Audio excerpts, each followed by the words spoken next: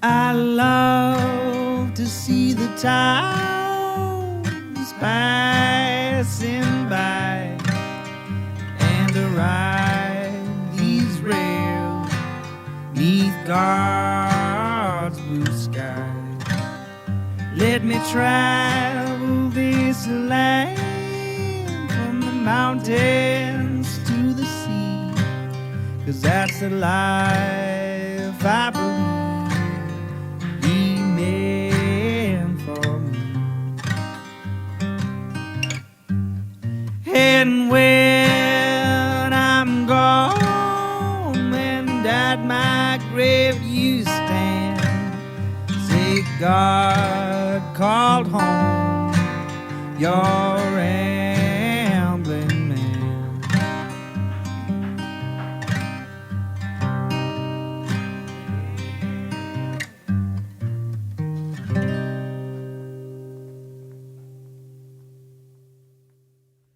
Welcome to Ramblin' Man Podcast, episode number 43. We actually did something different this time. Krista interviewed me and had me tell dating stories. For those who don't know me, I've essentially been dating since, well, that'll be on the podcast, and have had a bunch of wild experiences. This episode is part 1 of 2, the next one coming out in 2 weeks. Krista even made me do a little disclaimer up at the top about the validity of these stories. If you'd like to follow Krista online, I am sorry. She does not want people following her online. This episode is brought to you by Feral Giant. Feral Giant is a graphic design, illustration, and social media company based in Knoxville, Tennessee, even though they do work for all over. You can find them online at feralgiant.com or any of the social @ or /Feral Giant. Without much further ado, here's part 1 with guest host Krista Weatherholt. Okay, so this is starting out with Krista's making me do a disclaimer. The following is not just from my vantage point. All of this is the truth. I have nothing to gain from any of this, which sounds very ominous. Well, it's not necessarily ominous. It's just how it is. It's a disclaimer. It's just a disclaimer. Okay. And also, names have been changed or altered to nicknames and to protect the crazy. Yeah, I was going to say, that's what you said in the text, to protect the crazy. To protect the crazy. Oh, God. You have And maybe maybe protect you. Yeah, you have no idea. So this is not going to ingratiate me very well. I do have a stock joke that is 99% of women are nuts, but 99.999999999999999% of men think with their dick. Yes, but half the time the crazy's pretty kind of valid. Well, I always use the crazy as an example, and shit, I can't give this example because my friend might hear this. Where I had a friend who, let's say, is not into sports. Okay. And then she starts dating a guy and they get together and she gets really into sports. They morph. That happens. But it's more like she acts like she's been into sports her entire life, and this is her life. Her life is sports. And I'm like, if y'all broke up tomorrow, I don't think you would give a shit about sports anymore. That's just a version of crazy being to a me. Chameleon. Yeah. I don't mean crazy like Sharon Stone with an ice pick shit. I just mean like, that's just like low-level basic crazy. Yeah, you shouldn't change who you are. That's crazy to me. It's okay to contrast with somebody. Yeah. So I'm assuming by also saying that's another disclaimer that'll make anybody who doesn't want to hear my bullshit turn this off. Disclaimer, multiple levels of crazy. Yeah, multiple levels of crazy. Different grades. And men are pigs. Men think with their dicks, and I get that. Everything's perverted. Yes. Yes. Yep. Yeah, Sean and I will say 69 up top, my brother, after our favorite podcast, Never Not Funny. Wine and dine and 69. Don't get me started. I will start saying that. I was talking to somebody about that today. She was talking about, she's like, I like my comedy to be clever. And I was like, I either like it to be the dumbest thing possible or clever. It's like, because 69 and you go up top, my brother. Like, oh my God. That's so beyond dumb that it's circled back around and it's funny again. It Okay. works. It works. All right. So Disclaimers are out of the way. I'll have said this in the intro, but this is you interviewing me about dating. Yes. Because I told you like 2 stories, and your response made me feel comfortable enough to ask you to do this to where I wouldn't get yelled at or judged. I will not probably judge. will get judged. There's going to be judgment, but it's Yeah. good judgment. Wait till I get to the Cotton Eye Joe shooter girl. That's when you're going to judge me. Oh my God, your eyes got big. What? This almost needs to be a video podcast because the look on your face throughout Oh my this. gosh. Oh, that's not even close to the weirdest. I just like all the names that you have Oh. for these, all the nicknames. Okay, we can start there. I've always come up with nicknames, and people give me nicknames all the time. I'm going to mark off. I have notes for this because that's why I'm partially doing this because There's so many. I'll let you see this afterwards, but I gave them nicknames, and then in parentheses, it just has question marks because I can't remember their names. Hell, I just remembered one. I'm going to put her name so I don't look like such an asshole. Okay, that was her name. Who needs a name when your crazy stands out for you? That should be on the T-shirt. It's a good bumper sticker. That should be on the "Hi, my name is." Who needs a name? People have always given me nicknames like Extra Tall Man, Kunta, Kente, yeah. Well, Hoss, Captain, all kinds of nicknames. Extra Tall Man's my favorite. A Extra homeless Tall. dude in Cleveland gave me that one. I gave him $5 for that. it's money well earned. But here's a side story. So when I worked at the News Sentinel the first time, my friend Karen, who I will name on here, Karen Bowers, hi Karen, and I used to come up with nicknames for people around the building so we could talk about them without people knowing. The only problem is a lot of our names were perverted as shit. Karen is a woman. Karen is a mother, and her daughter Courtney is awesome and would be embarrassed by all this. There was one woman who worked there who was healthy. Okay. Let's say healthy. Healthy. Gotcha. Yeah. I And- like that slight hand gesture you did. Yeah. A little healthy. Actually, if I was doing that, I would do this. okay. 'cause Real healthy. And kind of banana-y. But That's a weird way to put it. But on the back of my name tag, I had nicknames written down on a Post-it note. And Karen was like, you're going to get caught and you're going to get in trouble. I was like, nobody will know what the hell this shit means. So her nickname was the girl with the back problems because she was complaining to Karen one day about how her back hurt because her boobs are so big.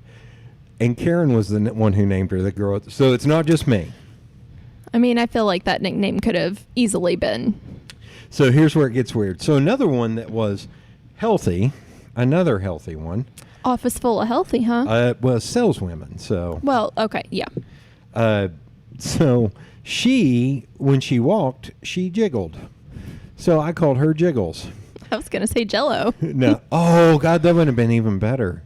Holy shit, and that's not, nobody would have got, damn it, where were you at 10 I'm years good ago? at this. 12 years ago. So, but the funny part was the way I sat, people had to walk in front of me to go to the cafeteria or leave or whatever. And there was one day my stomach was bugging me. And after a little while, Karen said, I know why your stomach's hurting you. Jiggles has walked by here like half a dozen times, and you're getting motion sickness from watching her walk by. I love Karen. Like, it was so damn funny. See, Jello Jigglers. Her name should have been Jello. Jigglers. That Do you sounds like remember a this? softball team. On the money softball team, which could get us into a gal that I dated. Although you got to ask. Anyway. Yeah, So we it's had okay. nicknames. There was another guy that I called Sleazy because his hair was always slicked back, and it looked like he hadn't showered in a long time. And he dated the most attractive woman there, who. How does that happen? Fuck if I know. Although there are some from my past that I even looked at him. I was like, I don't know how this worked out. Bad decisions. That's- Hey. I'm just kidding. It's like I'm just riding this train. I'm sorry for I don't mean it perverted. I'm just riding this until I get kicked off. Like I'm a hobo. That could have been my nickname, the hobo. The hope. Just So- taking what you can get. The most attractive, yeah. Or maybe they are just taking. I don't The most attractive one there, I'm going to save her nickname for the punchline. I was talking to a friend of mine, Tara, who's very religious. I'm standing up in a cubicle, and the cubicles kind of went like this. So I'm making like an H. Deal. I'm making like an H. So I'm standing in one, talking to Tara in another one, and then this woman sales lady walks over, and this 2007. She bends over to write out a fax cover sheet, and when she does, I can see all the way to Florida. And the minute that happened, I went, "Sweet Jesus in the morning." And Tara went, yes, he is. Oh, my God. And I just turned around and walked away. And that attractive woman from then on out was named Sweet Jesus in the Morning. Sweet Jesus in the Morning. Yeah. Oh, my gosh. That woman, Sweet Jesus in the Morning, is one of those that's ridiculously attractive and as sweet as can be. Like, you don't, no offense to any women, you don't get that a lot. You don't get somebody that attractive. It's normally either end of the spectrum. Yeah. She also sounded like she had smoked since she was 5, which was very nice. She had that raspy voice. No, it was a sexy I'll raspy, say not a raspy versus, I have emphysema. Sultry, okay. not more sultry, less emphysema. How about Okay, that? there we go. Much better description. Jesus Christ. But yeah, that was Sweet Jesus in the Morning. Sweet Jesus in the Morning. Okay, so clearly everybody's going to have a nickname, but Ish. Some of the nicknames will give away too much, so some of them are just going to be, they'll be so-and-so, because if I give the nickname and they hear, that won't go well. okay, yeah. All right, so we'll protect you on that front. Yeah. Okay, so if we're going to go over all of your dating. Not all. Just some. Major chunks. We're just going to, Funny ones. some good chunks. So then how long would you say you've been dating? Like, what age did you, start dating? Oh, 7th grade. 7th grade. Yeah. Hot and heavy 7th grade. Just are we talking about hand-holding dating or, we're dating? I'm trying. I see. I'm not a kiss and tell person, but I'm going to be thoroughly honest on this. So between 7th and 8th grade is when I rounded 3rd and made it home. Okay. So, all right. We're going to say serious dating. All right. Middle school. So this, I will tell, God, I hope my mom doesn't listen to this. She probably will, and that scares the Sorry, shit Mom. out of me. In kindergarten, a young woman and I were under a table, and she took my hand and put it on her hoo-ha. And then she put her hand on my twig and berries in kindergarten. Well, that's starting it early. Yes. That Now makes this is me, making me think I may not release this episode. This is making me think that's a red flag for that child's home. But she ended up okay. She's married with kids. She's fine. I think back in the day, I think a lot more people were like, "What do you have? No, what do you have?" Like that. Show me yours. I'll show you mine. Yeah. What is that? I think that was just a variation on. It's the only time that happened. But yeah, started dating probably in 7th grade, if you call that. Yeah. Okay. All right. So then, serious. We'll just quotation air marks here. Serious dating, middle school. Yeah. So would you say you had a type, or No. you're just whatever you could get? That's been a common thread is female friends trying to hook me up. They're like, "Well, you have to have a type." I was like, "No, I don't." I've dated women that were 4'10". I've dated 6'1". I've dated skinny as a rail. I've dated thick. I've dated blonde, brunette, redhead. I've dated pretty much anything you can imagine. The whole scheme. Yes. Okay. Yeah. I'm thinking now. Yeah, pretty much anything. Like I one crazy one that maybe we'll get to. I bumped into her the other day. I don't know how much about her I can tell, but she's like 6 foot tall, blonde, very curvy. And I bumped into her the other day.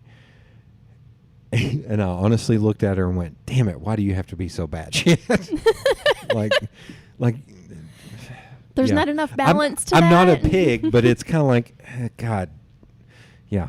I don't. Yeah, but how I much don't- I don't time wanna- had there been there? I don't Maybe know. some of that crazy could have been cured. Fuck no. No, too much This was crazy? from like last October. Oh, nope, No, not enough no, time. the craving. Nope. Also, she's 28, maybe 29 now, and I am not. And that was part of the problem. Should I go ahead and tell about her? Yeah, we're already on that. So Okay. let's hear about this. Fuck, did I even put her on here? She didn't make the list? How the hell did she not make this list? Holy shit, she did not make the list. Okay. Oh, this just makes the list even more interesting. 28-year-old. Now I can't remember. I honestly. We're just going to tell her Oh, I do the remember. tall 28-year-old. Yeah. So she and I met on a dating app. Let's see. There we go. Marked her as green. Green means done. Okay. Met on a dating app. We chit-chatted on there. I messaged her. No response. I tried again, and I finally heard back from her. And she told me later, this should have been a flag. She was like, yeah, your first message just wasn't interesting enough. Excuse me? Yeah, in my brain, I'm like, okay, then unmatch. Then don't respond. She didn't respond. I tried again. Because sometimes you don't get the alert or whatever. Yeah. She was like, no, just straight up. So we went on a date, and we went to a bar in town. How did it go from not interesting enough to a date? I messaged her again, asked her something a little bit more specific about, she said she liked bourbon. I was like, well, what kind of bourbon do you like? The first one was just like, hi, how are you? Like, I always start like that because some people don't have any shit on their profile. Ladies, fellas, put shit on your profile to Put your ask questions. personality out there. For people to ask questions. Otherwise, You can't catch any fish if you don't have any bait. You got to put something out there. so I asked her about bourbon, and then we got to chatting, which led to texting, which led to setting up a date. Okay. So we went to a bar. We met at the bar. I am 40. She is 28. That was teetering on the edge of what I was comfortable with. So then we met at this bar. She had never been there before. She showed up a little drunk. She was already drunk? Yep, a little drunk. But she was fun, and she was... Well, yeah, because she was drunk. Yeah. And she was attractive, and here's where I don't feel good putting this out there, because I go into the percentile of men that think with their dicks, but there's some where Which it's is just all like... of them? Yeah. Sorry. No, most of them. Like 'Cause I'm normally not... 95%. No, We'll I just- said 99.99999. Yeah. But I it was being generous. But it was... I looked at her as like, this is not marriage, but this would be fun. This would could be fun. a nice little time. Yeah, thank Yeah. you. Thank you for understanding that. No A lot of people judgment. do not understand that and are super judgy. You're in the South. No, some of my friends... Okay. No, it's... Oh, I can't get into that shit. Well, It's that's also another topic. 2019. I'll say it's 2019. I mean, What in the hell is going on why are out there here? children? I wonder if there is an event here and Dale just forgot about it or something. A lot of people park here and go. I think they're going next door, which is even, odd because even though there are signs everywhere. I should have them towed. Are they driving a BMW? they can afford it. Yeah, They look I'll like probably a tow a them. very well dressed family. Yeah, I'm gonna have them towed. Well, there's like 2 other cars that have done it also. Assholes. Make sure not to tow mine. Yours is the Jeep, right? No. I'm kidding. I saw you pull up, dum-dum. I know. That's why I made a face at you. Yeah. No. Let's see how this podcast goes. I'll think about it. Hey, this was your idea. I know. In full disclosure, because we were rambling a little bit, I was trying to figure out a couple that I can have this conversation with, and I realized I don't know that I love all my friends, but I don't know that I can have this conversation with... some of my friends wouldn't take me seriously because they don't know this side of me as much. and some of them it would scare the absolute shit out of. Some of my Well- female friends, it would scare the shit out of them. They're like, one of my friends, when I was telling her what I was doing tonight, called me a man whore. Yeah. Anyway, so we met. I'm not going to make comments. Okay. We so- met up for drinks. She was a little bit drunk, but she was fun. I was like, you know what? Fun is good. I had a weird year in dating, and I was like, you know what? She seems like fun. Let's see. I was like, it's first date. Who gives a shit? Like, if nothing else, it's worth it for the story. That's how a lot of these start. But we had a great time that night. She was a little bit awkward. Like, she was a little bit like, I don't know how to put it. Like, she lacks certain conversational skills. Like, Do you think that's because she was drunk or no, just her? I found out later. No. Okay. That was just her. Okay. Like, there were times where stuff would be left hanging, and I was just like, or I'd make a joke, and there would be no response, and I was like, "Ugh." But we had a good time that night. That time, it was actually pretty good. And we got to the end. She had had a harrowing experience with her Uber driver where he was looking on his iPad as he was driving. Who has an iPad with them in the car? This Uber driver. Anyway. Yeah. So when it came to the end of the night, I was like, look, I know you don't know me that well, but please let me take you home. I was like, you've had too much. Well, she couldn't have driven home because she didn't have a car, but I was like, let me just take you home. You don't live that far away. And she was like, yeah, that's fine. So I took her home. No hug, no nothing. Nothing. I was like, that's fine. Whatever. You were her Uber. Yeah. So I took her home, had a good time. We texted back and forth. She sent me photos of her dog. And it was fun. It was like, so we set up a second date. I'm trying to think. Second date, we were supposed to go to a movie. Dinner and a movie. Okay. Standard date. Standard. So the day of, she texts me and says, so one of my friends from Florida, we think may have died, and we don't know if he committed suicide. It's like, holy shit! Not like he definitely died. We think he died. Yes. We And don't know. Yes. And so I was like, holy shit! Okay, I'm that's sorry just to hear weird. that. I was like, take the night, deal with that. We'll go out again. And she was like, no, I still want to go out tonight. I was like, okay. Oh. She was like, but I don't want to go to the movie, and I probably don't want to go out to dinner. And I had just made chili either that day or the night before, and I was like, well, I made chili. If you want to come hang out and eat chili, that'd be fine. And so she was like, that'd be great. She's like, I just don't want to go out, but I still want to get out of the house. I was like, you know what? That's understandable. Yeah. I was like, if You don't because want to be there's alone with nothing you your can do. You're- Thoughts. Yeah. yeah. They're just understandable.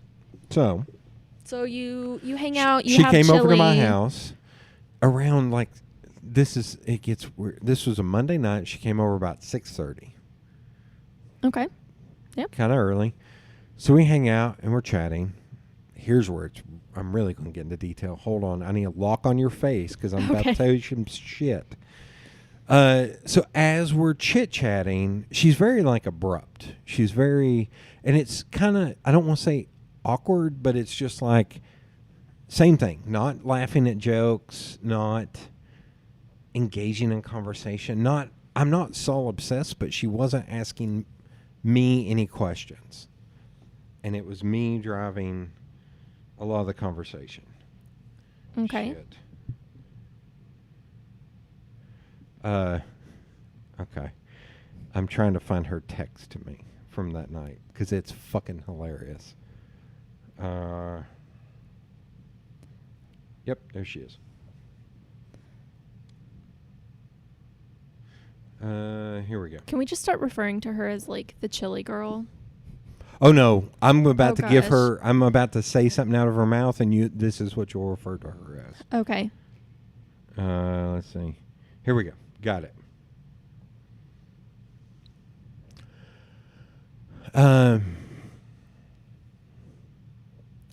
Is this going to be her text? I'm not going to get to that yet. Okay. So we're sitting there chit chatting. Having awkward conversation Yeah, over chili. she ate no chili. She's like, I don't think I can eat it. I was like, okay, but I kept asking her through the night. I think she had like one beer, and I offered her water, no water. Like it was, And I was just like, okay. And there was points where I was like, why are we doing this? Like, this is fucking weird to me. Because it's just this like... is just seeming awkward to me. But here's where it gets weirder. So she starts telling me this story about how her and her female best friend will sit on their porch, her best friend's porch on a major thoroughfare and have what they call tits out, dicks out. Wait, what the fuck? Where her and her girlfriend will pull their tops off and their bras off and put their titties out. And they'll ask any guys hanging out to whip out their dicks. And they were like, we've only had one guy that was a taker. He whipped it out and immediately put it back in. And my thought in my head was, yeah, why would any guy pull out his wang when he's getting to see titties for not having to do anything? You know. Yeah, tits out, dicks out. Hashtag tits out, dicks out. So, no, it gets worse. Okay. So she tells me this story. And I was like, holy shit. And it's an interesting story to choose to tell also. And then a little bit later, she tells me that again. She tells you the same story. No, but she doesn't. She's just like, well, you know, tits out, dicks out. And I was like, cool. And I can't remember why, the segue. And then within an hour, she mentioned that a third time. So at that point, I was like, I think she's being flirty. Because that's what you would assume. Yeah. So I just pointed at her boobs, and I was like, all right, let's see them. And she literally acted like she was clutching her pearls and went, oh, I don't know you well enough for that. You've got to be kidding me. No. Oh, I got even weirder after. It got even weirder. And How I was does like, it get weirder than, hey, okay, let me tell you 5 stories about my tits out and asking strangers to see their dick. And then, how dare you? Yeah. Oh, my God. clutching her pearls, her imaginary pearls. And then so later on, she starts talking about how her mom and her stepdad and her will smack each other on the ass. Now, remember, I mentioned this is a very attractive, you said her mom and stepdad. yeah, curvy gal. Big booty, big boobs, curvy. It's awesome. And I made a face like, and she was like, what? I was like, it's kind of weird. Yeah. And she was like, why? And I was like, well, your mom, whatever. Stepdad? And she was like, well, we do it. It's just we've done it for years. It's like, oh, okay. Shit, sorry. How am I the weird one? Inappropriate. So then later on, we went into the kitchen. And we turned around to go back into the living room. And I almost just smacked her on the ass. Like, I'm being flirty. Like, you should have just... Yeah, but I didn't do it. I mean, you've already crossed the line once. I mean, I know. tits out. God Come on. forbid. And I kind of giggled to myself. And she was like, what?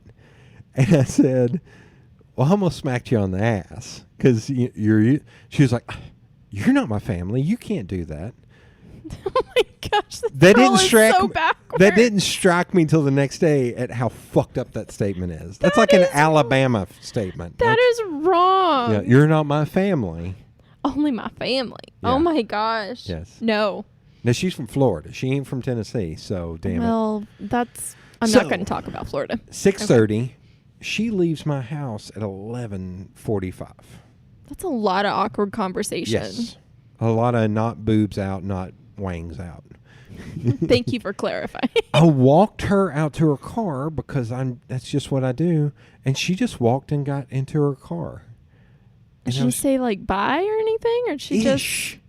But it was just like, I don't know. I never expect a hug. I know people are awkward and shit, but I don't know. I mean, I can understand. Like, if you think about, hey, we can't find my friend. We think my friend might be dead.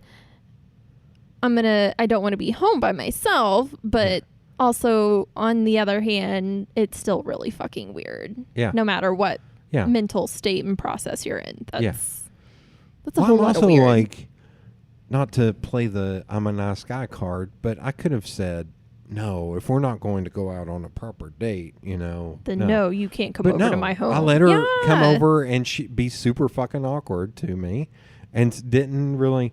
So here's the text I got from her like 2 minutes after she left my house. Can you use a voice for her? Or? No. Come on. Do I make you nervous, or are you just a little awkward? Potentially both. Honest question. She asked you. Yeah. So here's the thing. When she got in her car to leave, my immediate thought was, I think I'm done. Because at that point, I was also just on, oh shit. I had started dating somebody else too. I was dating 2 people at once. Although this one, it was only 2 dates over the course of like 2 weeks or something. Anyway, and the other one was amazing. And so that made me think with this one, I was like, I think I'm done. It's really making that other person look good. Yeah. And so I said, honest answer, and please take no offense by this, I'm still not 100% sure how to take you or react. And so... Did she respond to that? Yes. I don't really take offense to that, but I will say that I feed a lot off of who I'm around, so I get a sense of almost like discomfort from you, and I don't really know much else to do that also seem a bit uneasy. Wow, that's awful grammar. I normally wouldn't blurt out such crazy things so randomly while we're being completely honest. Well, I think she probably would, judging by the fact that you have porch days with tits out, dicks out. Yeah. So, okay. Didn't mean to send that yet, but yeah, I wouldn't normally share all that random crazy information with somebody I just met. Once again, rambling on, I was like, I completely understand. I think you're great and a lot of fun. I'm not 100% sure we're a good fit. And I kind of feel like an asshole for saying that, but that's the honest truth. Well, that's she actually said that's nice. fair. That's fair, yeah. I said, do you feel the same way? I said, I don't necessarily think I had quite made my mind up on that, but I was definitely interested in you, but now things are a bit more clear. And I said, I'm sorry. I said, tonight could have also been more than I'm absolutely drained. I was just tired for whatever reason. Also fair. I kind of feel like a dick now. Why? I mean, you can't help how you feel. I'm certainly not in the business trying to convince you otherwise. I said, I hear you. Just don't want to hurt anyone or make them feel bad. And I said, and you're great, and I'm not lying about that. And here was her response. Oh. Well, thank you, but I'm aware. Wow. Oh, no. She's Are aware. you ready for it to get even weirder? I was going to say, is there more? Please tell me there's more. So then, last Wednesday, at a Feral Giant board of directors that somebody missed out on, you rat bastard. You know what? I know. I'm just. Leave it You're be. going to smack me. You're going to smack Leave it me. be. I know. Well, it's funnier to give you shit. Although know. You are within hitting distance. I really am. And I'm a little afraid. I'm going to hide behind this mic. I have really long arms. I know. And all I can do is do like in a cartoon to where you're like trying to smack me. So we show up at the bar that I took her on her first time to on our first date. And she's working there behind the bar. That's not awkward, is it? She's working. Oh, yeah. I texted you that. That's right. You texted me this. This is all coming together. Oh, my God. And at first, I didn't think she recognized me. But, oh, yeah. So she acted like she didn't recognize you? Yeah. Because she was just like, yeah, can I help you?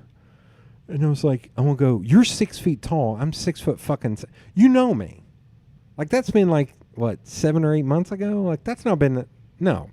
And then finally she was like, how have you been? I was like, oh, now you reckon. Good.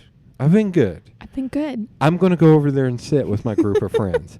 And that's why I texted you and one other person. I was like, please come, because I can't see her by myself. That would be awkward as shit. Oh, like, my that's God. why I was kind of pushing, like, to get more people there. And it ended up only 3 people showed up, which really kind of bummed me out. Now I like, really do feel extra bad about that. Yeah. I'm like, but I was just like, oh, my God. And so it was just funny. And I don't think she really said anything when we were done. But I was looking at her going, again, not to be a pig, but I was like, damn it, she's an attractive gal. And I was like, that's a shame she's fucking nuts. Like, I say that's a whole lot. That's just not nuts. That's something's off. Yeah. Oh, I'm aware. Oh, I'm aware I'm great. I love that so much. Like, it's so funny. But yeah, it's awkward. It's weird that she would. I'm sorry, but who has tits out, dicks out, and has family slap him on the ass like that and then says, yes, I'm fucking awesome. Yeah. Her, apparently. The 28-year-old. So that's one down, and we're 35 minutes in. Oh, we only boy. have 40 other women to talk 40 to. others to Yeah. go through. Okay. So, of this list of 40, Yeah. what do you think is the worst of the worst? Oof. Now, how do you mean worse? Do you mean... Like craziest of crazies? Oh, I know that one. That's the funny story that I wanted. Oh. Yeah. Although that one is pretty dirty. Okay. We'll work up to that one. Okay. Okay. So that. But there's also some kind of sad ones, like how they didn't work out. Like, so I own 2 domains, which I will not give away on the podcast because I own the domains and all the handles. Is she on here? Oh, she is on here. It's how someone broke up with me, and I'm just going to be vague about it, and I'll eventually tell that story, and you still won't know. But my thought was to start blogging about my dating stories. I support this. And the 2 domains I bought one was from the male perspective, one was from the female perspective. And was to get my female friends to also write horrible dating stories, or any of my friends. Just input. And do it Collective. anonymously. Everything on there would be anonymous. That way you could be honest and not have to worry about blowback, if that makes sense. Yeah.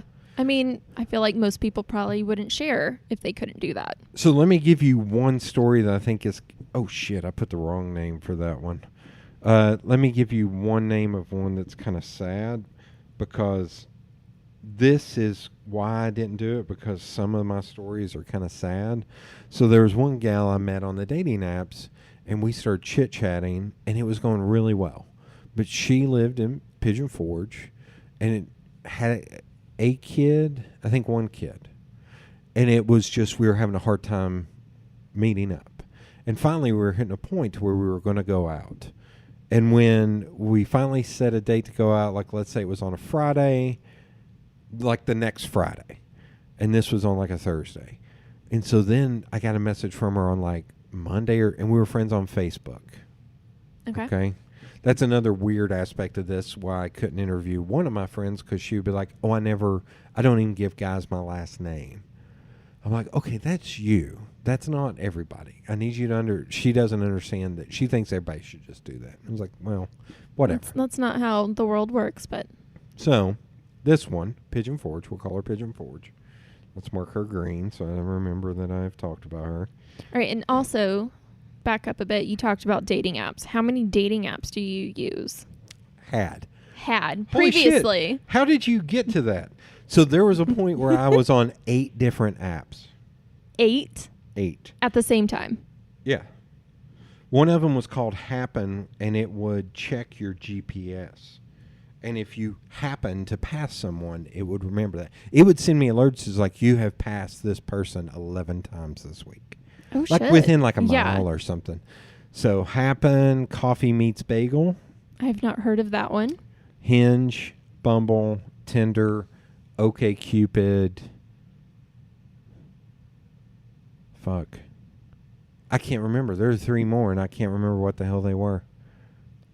I don't know. I just remember it was 8 because on my screen I put them in a folder, and I think I called them like time wasters or something. Time wasters. And it was completely full except for one. That's how I remember there were 8. There was one that was like you had to be invited that I signed up for, but I never got to, and I figured that was the Hot People app.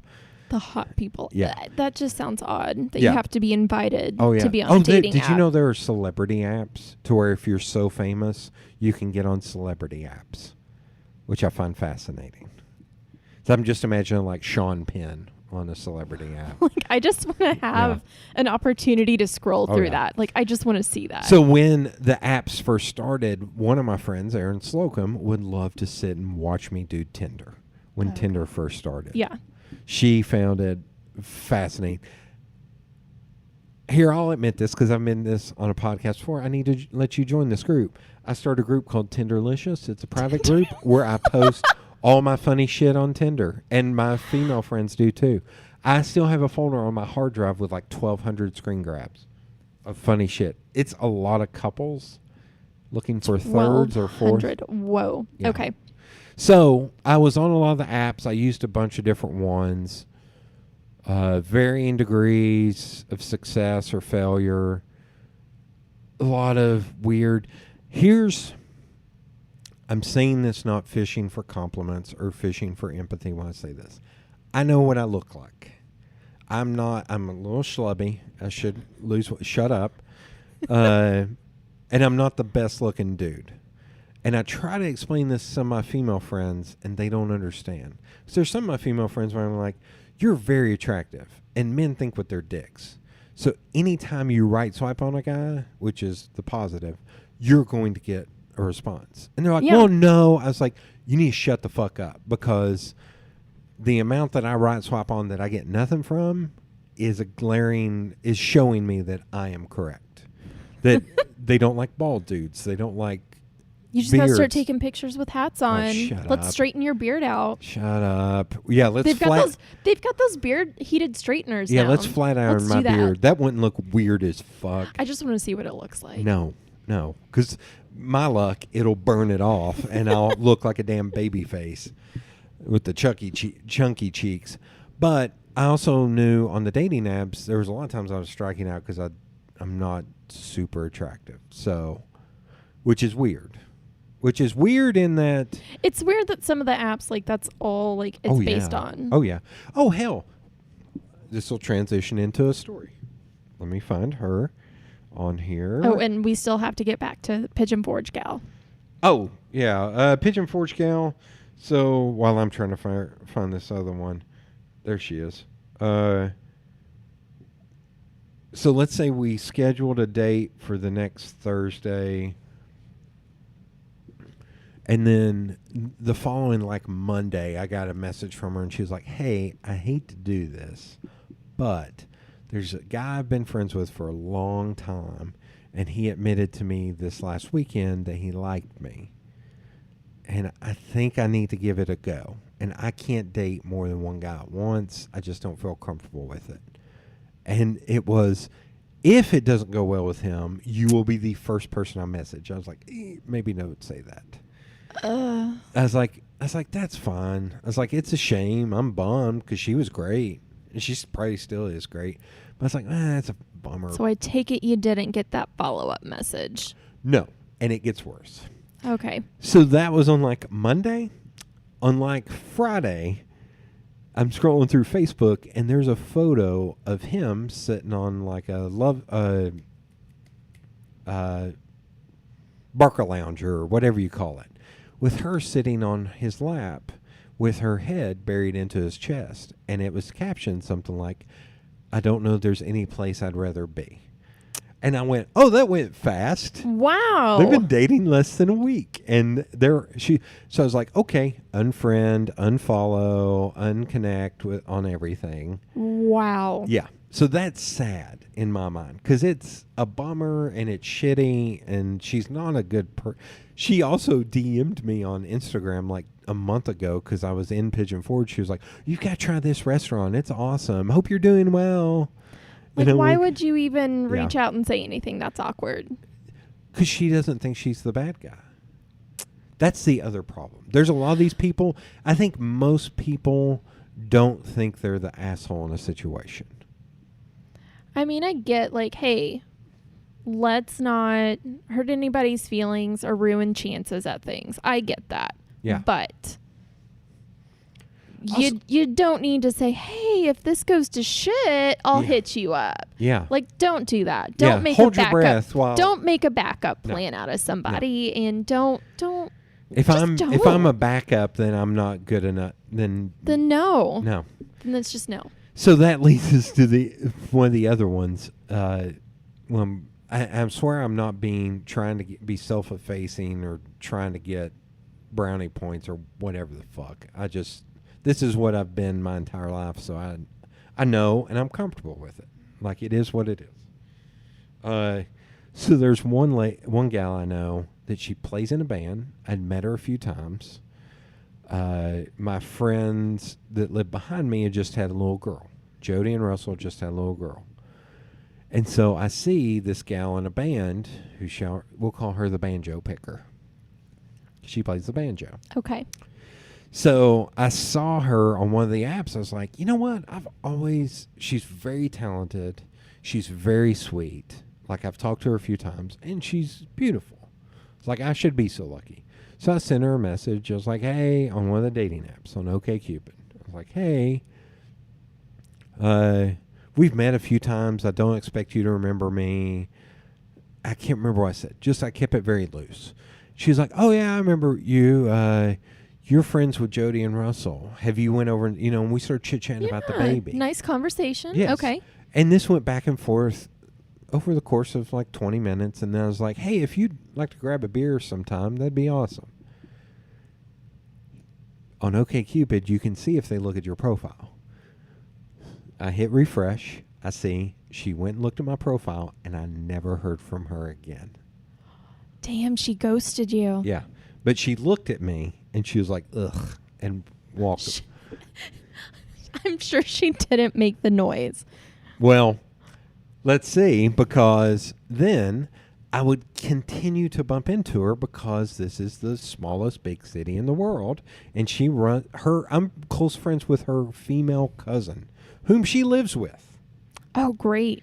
So I would run into her in shows and stuff, and she would act like she didn't know me until one time her cousin was like, you know Jody? And she's like, oh, yeah, I know Jody. And I will go, you sure as fuck have a weird way of showing it. Because I bumped into you like a dozen times in the last month, and you always walk past me, you dumbass. Like, That's a good way to be awkward. I always joke that I need a group of female friends who can yell at these women because I'm a giant. You just need a little posse to follow you. But because she was an asshole. I mean, if she didn't want, she could have said no. She Yeah. could have said, you know what, I'm just not interested. It was nice. There's no talking reason to to ghost. You can be like, Yeah. hey, you know what? But I would like some of my female friends to yell at her. Not that I don't, you know what I mean. Just like, because it hurt. It bummed me out. Well, She's great. So then I go to a New Year's Eve party at their house. At whose house? Her banjo picker and her Okay. cousin's house. Her cousin had invited me. So it was freezing cold, and I was wearing, I can't remember why I was wearing. Shorts, I'm sure. No, I was actually wearing pants. I actually Wow. dressed nice by putting on pants. And was wearing an overcoat and a toboggan. So show up, and the banjo picker opens the door. Of course. And I was like, hey, how's it going? She's like, I was like, yeah, I'm here for Candace invited me. She's like, oh, well, come on in. And was very. It was like, oh, you're not on the list. We're going to. But she was kick you being off. very friendly with me. She was like, oh, and who are you? I don't think I know you. And as I removed my coat, and then the minute I removed my toboggan, she was like, oh, I know you, and walked the fuck away. Oh, that's bad. She's an asshole. That's just being a bitch. Yeah. That's plain why and simple. I want people to yell at her, because I was like, you're a fucking. I'll go throw rocks at her. It's like, you're a piece of shit. Like, That's terrible. You're an ass. And she wouldn't talk to me the rest of the night. This is in a tiny house. This is in like a. Like, we're at the same party in the residence you reside This at. is in a 800 square foot house. You could have just been like, oh, hey, didn't recognize you. Awesome. Politely walk away. Or say, food's in here. If you have any beer, throw it in there. Yeah. Nothing. Hey, She put your walked coat the over fuck here. away. Just like, fuck this, out. Yeah. Boop. Yep. Oh, that's Yeah. just rude. It wouldn't talk to me the rest of the night, which I found infinitely fascinating. So I'm trying to figure out. Did you like try to put her in situations to make you talk No. to her at the no. At that point, when she said, oh, I know you, and walked away, I was like, fuck her. I was like, I don't have that kind of time. You only live for so long. I ain't got time to waste on people like that, man. I ain't got that kind of time. Do you feel like your biological clock is ticking? Yes, that's exactly what I feel like. Here, that segues into the funny one.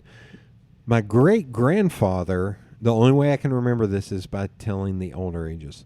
He had kids. He was married like 5 or 6 times and had 20-something kids. Oh, my God. But this was back in the day when kids would pass away young. Yeah. So like 18 Even of them then. made it. 18 of them made it.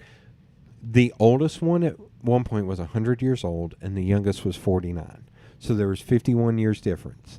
That means if he had a kid at 20, then he had another one at... Oh, no, he wasn't 49. He was 54. Still. That means he would have been like 60-something and had a kid. So anytime my mom gives me shit about being 40 and not having kids, I was like, It's like, great grandpa I've got had plenty kids. of time. I got plenty of time. I was like, I'll be in a walker when they're in high school, but That's fine. They can roll you around. yeah, sure. That's how they'll get.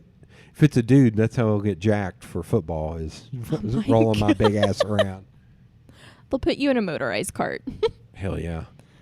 I'll soup that damn thing up. Oh my But anyway, God. so that's, yeah. Yeah, you've got time. The hell is up with all the people pulling in here today? All right, so we've gotten through, let's see what, Like 3? 3 4? women. We only got 37 more to go. 38 more to go. I don't know. So what's another question you have? Oh my gosh. I don't even know at this point. There's, like, I'm just trying to comprehend. You asked me about dating apps. I have talked to you about the dating apps, your biological clock.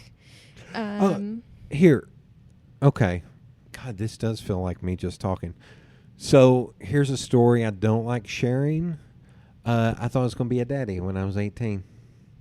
Oh, wow. There was a young woman that we Obviously. lived in sin for an evening. And about 3 or 4 months later, I got an angry call from her mom saying, Her mother called you. yeah, are you going to Was come? she also 18? No. Okay. Like, are you going to come and take care of this kid? I was like, what are you talking about? And it turns out she was pregnant.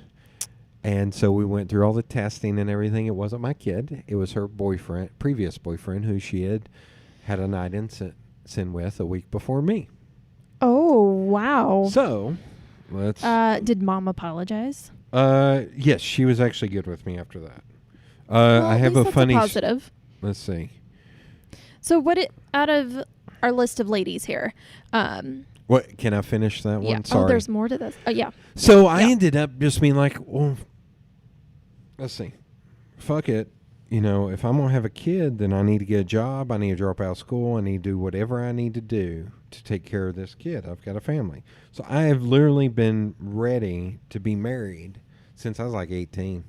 Like I've never, since, let's go past that point, I've never been like, I just need to get laid. I've never been that guy. I've always been like, I hope There's this always not. It's not just a mile marker. There's There's like, I'm always like, well, I hope yeah. this works out. Although over years I've learned, there's benefits. yes, years I've learned when I go out with the 28-year-old the first time, I go, this is not going to work out as far as long term, but this will be fun, and that's fine. So that's different than. But had she been cool, I'd be like, you know what, if this works out, cool. No, the funny side story to that is I was at a bar with that gal, the mama, not the grandmom, but the mom. The one you dated. Yes. And it was her and a few of her friends, and they never cussed. They were not prudish, but they were just quiet. And Reserved. I'm sure they cussed amongst themselves, but all of her friends, they didn't act awkward in front of me, but it was almost like they couldn't be themselves because I was the only dude. And we were sitting around in this bar having a beer, and I was talking. I was being kind of quiet, and they were chit-chatting when the daddy walked in the door with 4 of his friends. Oh. I say none of this to put on airs. I'm going to forewarn you. It's just, I grew up going to Fulton. I've been in my fair share of fights. I've had gun within an inch of my face on 3 different occasions. Yeah, 3 occasions? Her eyes are getting really big right now. Oh my God. Yeah, like I've lived a little bit, as much as I seem like a lily white asshole. I've You've had some experiences. had some experiences. We'll have to talk about this at another time. Yeah. So that guy walks in, the daddy, the baby daddy, with 4 of his buddies. And they walk up, and he proceeds to give her shit because she's trying to get money because he should pay for the fucking kid. I mean, and so he's yelling. We're sitting on a bar stool, bar top, you know, there's a few of us, and he just starts yelling at her, and I just reach over and grab him, and I lift him as high as I can, and I slam him on the ground, and I just start punching him. And then out of the top of my eye, I see the 4 friends take a step towards me. And I stopped punching him. I turned up towards them, and I said, point at him. I was like, when I'm done with him, I will kill every one of you motherfuckers. And I proceeded to start beating the shit out of them. Beating the shit out of him more. They did not. They took a step back. I put the fear of God in them. Because they knew I was meaning business. I was like, so I finally told him to get the fuck out. When he got up, his friends walked out in front of him. And when he was stepping over the thing to walk out, I kicked him in his ass and made him go face first onto the sidewalk. So here's another factoid. I'm just envisioning all of this in my I'm mind like right now. 21 at this point. I may have been 20. We may have been drinking illegally at this bar. That's why I won't mention the bar. I'll say not to get anybody in trouble. Shit, I may have been 19 or 20. Anyway. When I got back to the table, they were all dead silent. And I was afraid I'd offended them or whatever. And finally, one of the gals said something like, fucking asshole. And then we all just started giggling. And I was like, oh, thank God I didn't. She and I just didn't work out. I'm not going to get into too much detail on that, but we just didn't work out, which was a shame. But because, God, that kid would be... Holy fuck, that kid's graduated college by now. Oh, my God, I'm old. Holy fuck. Okay. But, yeah, like, so ever since then, You've been prepared. I've been prepared to get married. Yeah. Marriage doesn't scare me, and I'm not one of those guys like, oh, it's all ball and fuck that. Yeah. I'm trying to think. Yeah. Okay, what's next? I just got so thrown off by the bar fight. Yeah. Oh, at that point, I was boxing. Okay. Professionally-ish. It's kind of an underground boxing thing. That's another thing I won't talk a lot about. I'm going to start making some little notes of other things we need to talk about. Yeah. That I don't like talking about because here's another fact, and I've mentioned this many times on here. Sorry, there's more people. Just walking around. They do that shit all the time. My theory is 45% of dudes are terrified of me because I'm so big. 45% of dudes want to fight me to prove that they ain't scared. Yeah. And 10% don't give a shit, and usually those are my friends. So that's how that works out. So I have been in a lot of hairy situations with people who need to prove their manhood. I could see that. Which cracks me up to no end because that's why when it comes to a lot of things, like I have my toenails painted. I go once a year and get a pedicure with 2 of my females. I'm friends with more females than I am males. I could see that. But you don't just get a pedicure, you're getting them painted. Yeah. Oh, yeah. If I'm going to do it, I'm going to go all out. Hell, I'm going to take off my shoe. You can only see it on one toe right now because it was like last November. That just means my toes don't... Just feel like I should buy you some nail polish remover. I do. Oh, I love it. And that's from November?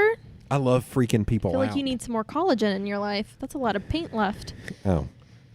I don't know what that means. Collagen. It's healthy hair, nails. Okay. I love doing it because I love freaking people out. But it was, when I got it done, somebody made a comment. Because, when I grew up in the 80s and 90s, people would say the F-A word. Yeah. Like, you're no man, you're, you know, that word, which I will not say. And I just laugh and even some people making cracks about my car. I was like, I'm 6'7", I weigh 285 pounds, I've got a giant beard, I'm bald. What more do I need to do to prove I'm a man? You should have a lifted truck. I mean, my God, what else? I know. Come on. Lifted truck, make my penis just go right inside my body because it's so tiny. But anyway, we digress. But there's a lot of things where I'm like, I don't need to prove I'm a man. I don't give a shit. Fuck you. Like, that's my opinion. So when I go to like Tuesdays Together and it's all women, people are like, don't you feel so awkward? And I was like, no. It's because I'm a adult. Oh, so yeah, I don't understand why that would I don't be. give a shit. Like, and there have been times at those where it's been like, can you go talk to these other guys here to make them feel comfortable? It's like, or we could all be grown-ups. Like, why can't they come talk to everybody else? Yeah. So anyway, so I think Okay. the whole being a man thing, I think. So do you think that it affects, like, being out and about, meeting ladies? I think I'm a little bit more protective.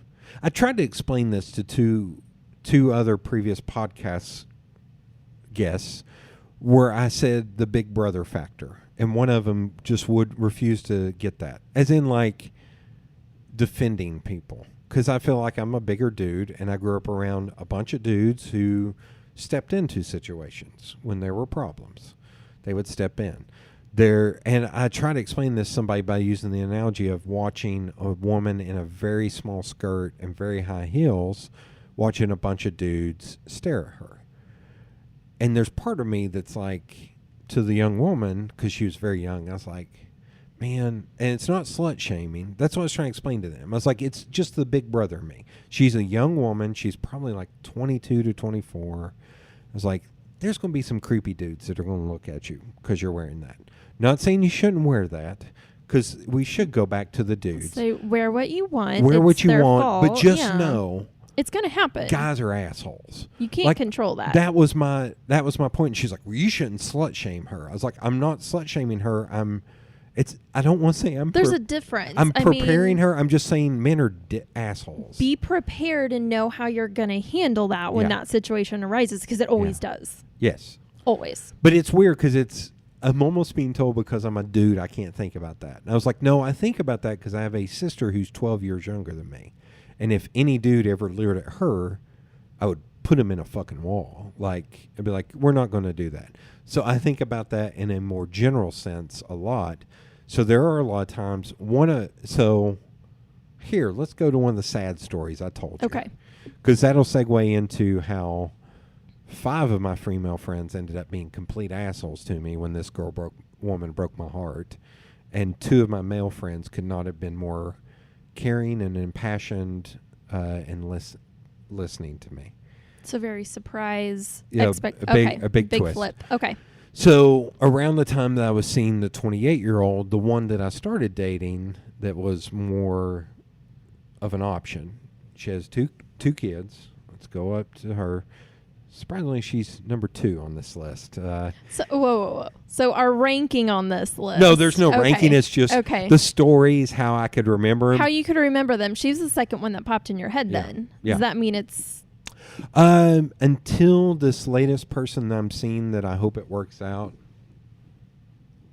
Say can you stretch? Can you reach? Knock on some wood. I'm knocking on my head for knocking on wood. Damn it, there's no... You can reach that. You can do it. You can do it. No, I can't without it hurting. Hold on. There you go. You got proxy it. with my phone. I was still hurting a little bit from that one because that woman and I started dating middle October. Oh shit. Yeah, I didn't put her. So I'm going to call her. I'm not going to give away the punchline of how she broke up with me, but I'm going to call her almost married number 3. Almost married number 3. Okay. Because there's a spoiler alert. There's been 3.5 women that I could have seen married. 0.5? Yeah. How's there a 0.5? We'll get to that. Okay. Here's one question you haven't asked me. We need to put a pin in the almost married number 3 because I've because I need to get around to this at the end of this story. How many people I've dated? Oh yes. Oh no, that's on my question list. Well, I'm going to go ahead and answer it. Go for it. So that I've gone on 3 or more dates with, the number is probably close to about 200 women. 3 or more dates, 200 women. What kind of time frame? From 7th grade till now. From 7th grade 40. till now. Okay. And at least one date, probably over 300. That includes the 200. Okay. Well, that makes sense. But That's still a lot. So at least 300. That's why my friend called me a man whore. That's why she called me. That's 300 dates since like middle school. That's not 300 dates. That's a lot more than 300 dates. That's 300 over 300 women since 7th grade. I don't know the math on that. So that's what? I was 12. So 12 to 40, that's 28 years. So in 28 years, there's been... The average on that? So when this last one broke up with me, as I was driving away, I'm spoiling, but that's okay. As I drove away, I thought to myself, and I don't say this to be put on airs, I'm literally an expert in dating. Because I've been on so many dates, and I've dated such a vast, and I feel like it's valid. It's still funny to hear, but it's valid. I feel like an asshole for saying this, but you got to think about it. I'm guessing that I've had more dating experience than 95% of people in the world. If you really think about it, over 300 people in 28 years. That's a lot. Because it's also not like do research and see like. And I'm not talking about like I think a lot of people would be like, well, but a lot of them I bet were fucking runs or like one night stands. I've not had that many one night stands in my life. I can probably count on all my fingers and toes and all your fingers. No, I'm just kidding. I'll say, and your mom is still listening to this. No, I've had a few. I'm not going to say I haven't. There are actually 2 stories on here about 2 different women that I still follow them on Instagram because I'm like, I can't believe I hit that for both of them because they're both so... Can we look at those later? Yeah, I'll show you. Okay. But I figured that I have more dating experience than 95% of people in the world. I mean, I feel like that's a fairly solid statement. Yeah. But that's been a lot of dates. That's a lot of dates. So... And to have that number compiled down to just 40, I feel like isn't doing it justice.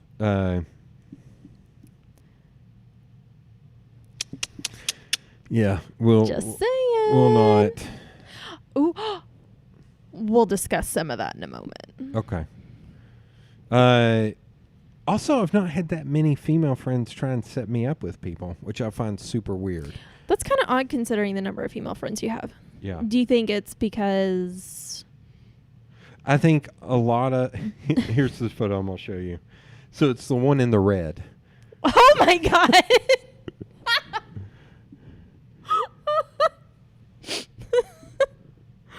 Oh my God! I don't know how to say this without being. I still haven't been able to look at her. I don't know how to say this without being uncomfortable.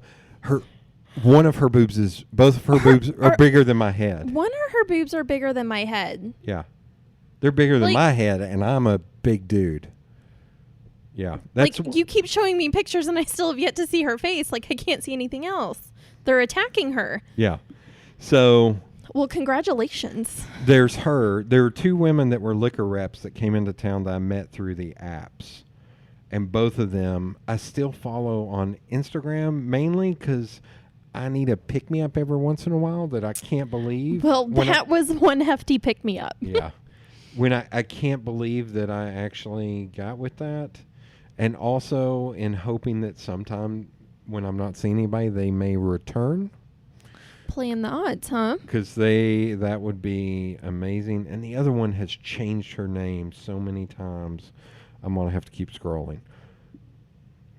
I can't remember. Oh, so I answered the question of how many women I've dated.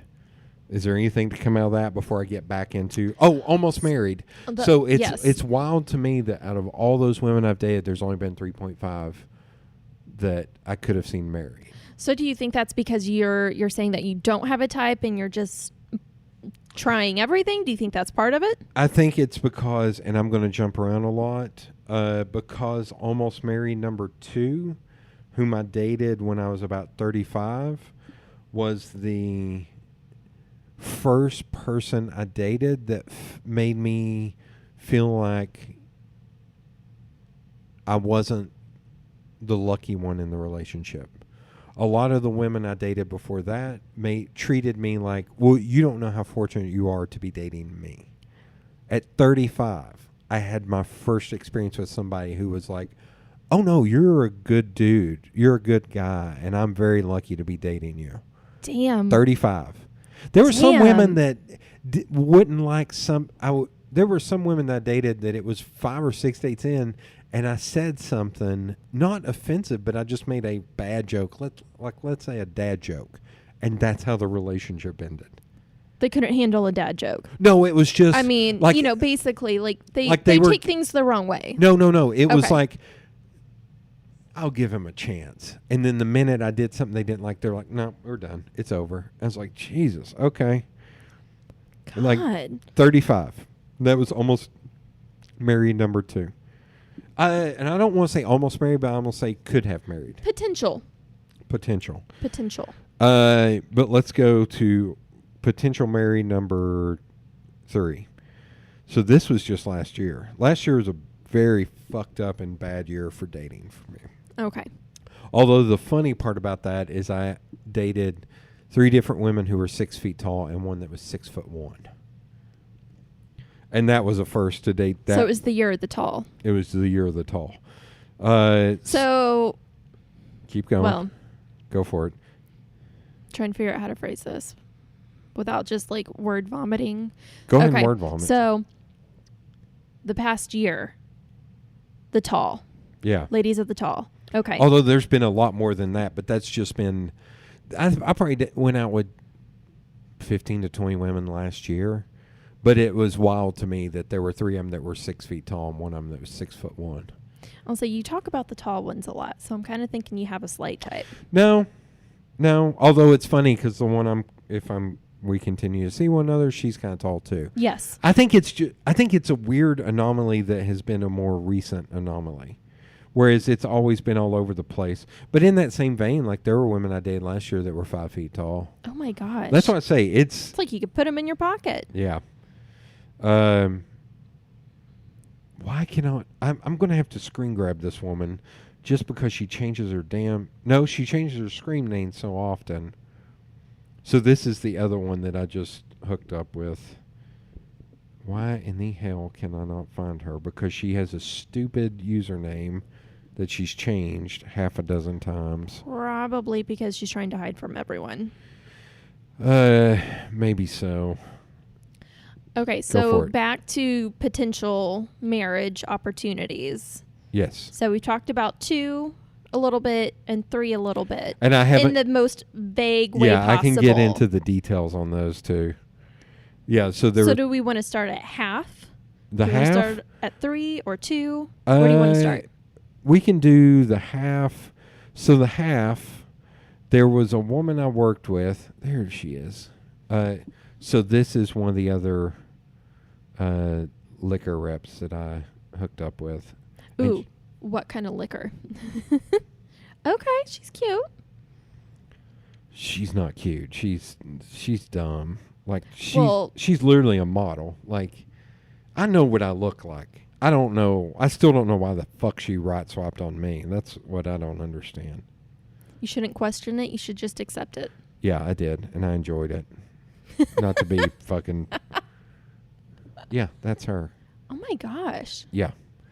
So now you know why I follow the 2 of them, because I'm like, okay, I need a pick me up every once in a while to be like. Those are pick me ups. Yeah. God, she's gorgeous. Oh my gosh. Yeah. She's so tiny. Yeah, compared to the other one. She's so petite. Yeah, compared to the other one, like her entire upper half weighs as much as the other one's boobs. Yes. Yeah. Now I'm seeing all your. Okay. The half. So there was a woman that I worked with. That there was a point where I was interested in her. Let's call her tall hair. Tall hair. Tall hair. I was interested in her. I want to know why it's tall hair. But she wasn't interested in me. Yeah, fuck it. I've already said enough. She told me, she was like, if you see me with my hair up in a... She was also like 6'1". And this was like 12 years ago.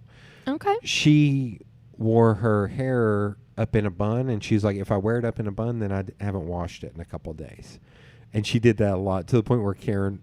Shit, I just revealed where we worked together. I'll say, yeah, you kind of...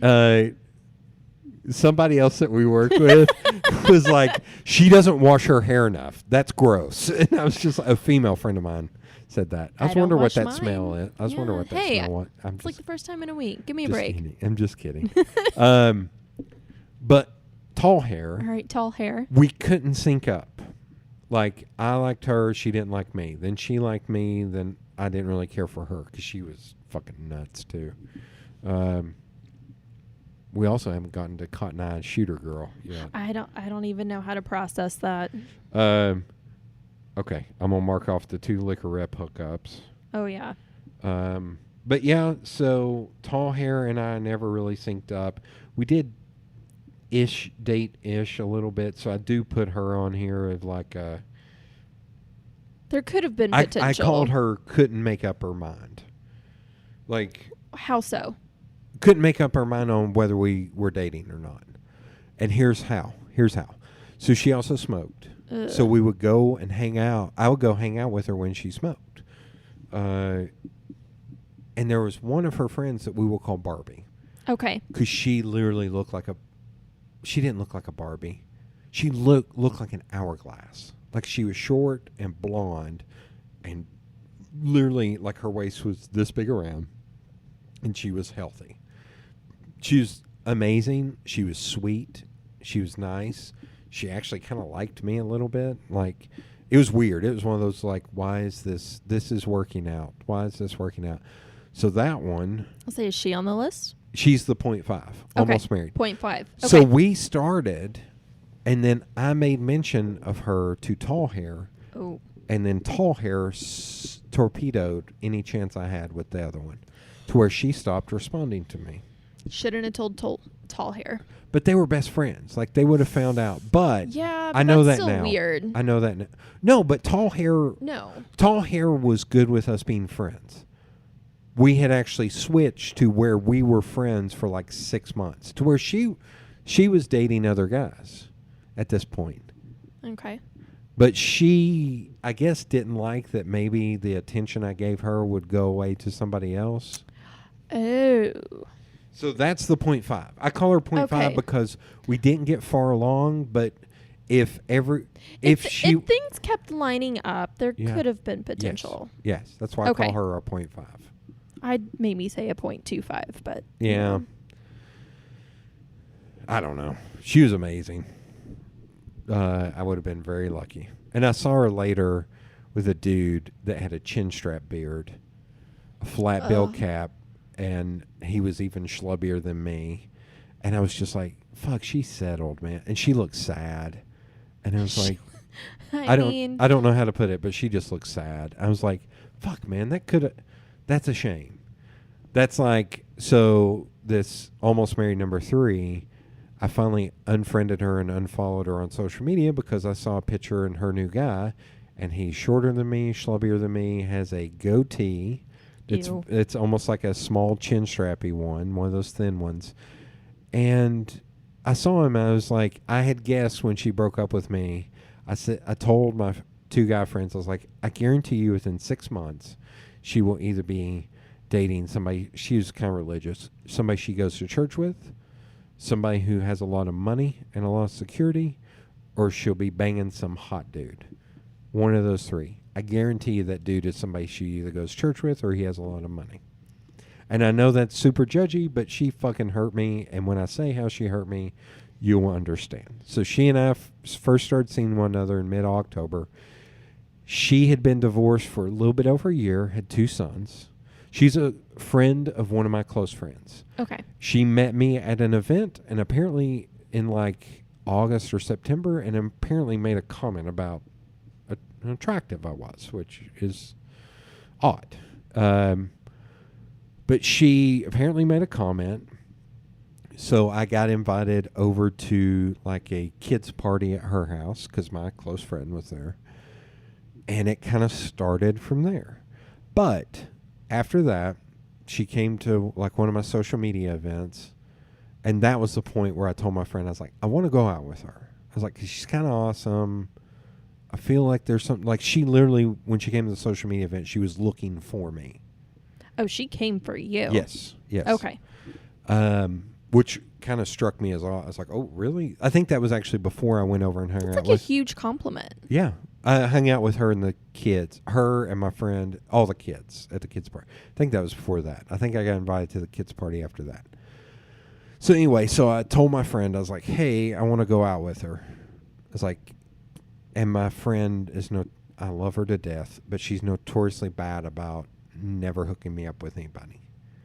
Like, it's weird. That's most of my female friends. Super fucking weird. Why do you think that is? Do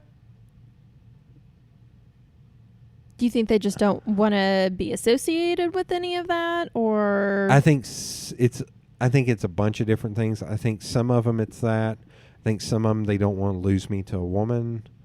I think some of them they know their female friends are shitty and would not treat me right. I know some of them they don't think I'm good enough for their friends, because I've literally had one friend refuse to hook me up with somebody and then hook up another dude with. Wait, a friend is basically saying you're not good enough for Yes. another friend, Yes. and you're friends with them. Why? Eh. Reevaluate that. I'm not as much as they think we are. Okay. How about that? Okay. How about that? We're good. Yeah. I know to hold them like this Yes. at arm's length. Yeah. And I know what to say to them and what not to say to them. Got it. Anyway, so that when we started dating in October of last year, God, if she'll hear the real. But when I said about going out, we got phone numbers.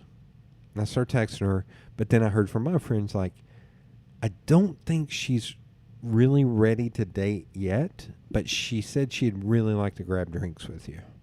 I was like, okay. I was like, well, she's been divorced a year, a little bit over. She's focused on her two I'll say two she kids. has kids. That can I be was like, difficult. she's not ready yet, and I understand. So we go out. We have drinks. She gets babysitter. It's a great date, and it's a date. And here's where I'm gonna sound a little petty. When I pay for $85 worth of cocktails at the end of the night, That's a lot of cocktails. no. We went to a very fancy place where Okay. we didn't have that many. They were just very fucking expensive. Okay. Well, either way, you're paying $85 first That's date. a date. Yeah, That's a date. That's Which it wasn't supposed to be a date. Like, remember, she just wanted to hang out. She's just trying to feel you out. I could make a pervy comment right Well, now. I I'm mean, sorry. Go for it. Yeah, you just lobbed that one up to me. Say, So I walked her back to her car, and she gave me a big hug, and she held on for a little bit too long. okay. And then when she turned around, she's like, call me. She's like, we need to do this again. I was like, oh, okay. And I almost went, wow, you've been out of the dating game for a while, because we don't call now. We text. I was like, calling's fucking weird. I was like, okay. I honestly told her that after like 3 dates, because she kept saying, call me. She was like, I just don't know what else to say. I was like, okay, thank God. Because I don't call. Like, calling. Okay. So clearly you all went out on more dates. But your friend that had said, hey, she's not ready to date. Oh, no, she was all for us dating. Okay. No, she was warning me because that's what The girl. almost married number 3. I Yeah. can't give you her nickname because her nickname will reveal Okay. how she broke up with me, which I've already told you. I'm just hoping you don't remember. Yeah. Would you say I the girl think- with the you're asking the girl with the concussions too? Yeah, Which exactly. I'm curious about that. I didn't know that Ooh, about you. Multiple. From sports or No. from what? Bad decisions, Oh. accidents. Okay. Oh. So I played football, basketball, baseball, box through shot put. I think I've had 2 concussions, and they came from when I was when I was in college. I jumped up 1.5 inches. I dropped 120 pounds. I got down to 210. This is when I was boxing. I never ate, and I lived on Mountain Dew and Advil. How are you alive today? Don't know. But there were a couple times when I was working at Taco Bell, I was standing over the heat, that I actually would pass out and hit my head on the cabinet, and then I would punch the cabinet because I'm a dumbass, and that's how we men show our affection. Good. Yeah. Why'd that cabinet hit me in the head? Because you passed out, dumb shit ass. So I think I may have had 2 light concussions. So it's crazy to me that I've gone through all these contact sports, and it's like maybe 2, and they came from hitting my head on a heat cabinet. And you're like, oh no, lots of them, bad decisions. Oh yeah, bad decisions, terrible things, weirdness. I will say that cleaning is very dangerous when you're in a very big time crunch and you're trying to get a lot done and you've had a couple drinks. Oh my God. Hey, solid wood cabinets, corners, back of your head, the soft spot. Oh God. Took me down for a few months. It was rough. Oh Jesus. That one was legit. Oh my God. The other ones were kind of weird and stupid, but that one did it. God bless. Okay. So let's go back. So I don't quite remember to answer your question. Okay. So we start dating in middle October. You go out on these multiple dates. Lots they seem of to be dates. great. It's She keeps going- telling you to call. And she's very she's like, I've been out of it. I've been raising 2 kids. You're going to have to introduce me to the cool stuff, like the music, whatever. And she's like, I'm usually, when it comes to dating, I'm usually a little bit more passive because I know I'm a big dude and I never want a woman to feel uncomfortable. Like I never want to go for a hug or something on like date number 2 and them not feel good about it. Like, so usually I'm a little bit more passive on dates, which some women have yelled at me about. They've yelled at you? Yeah.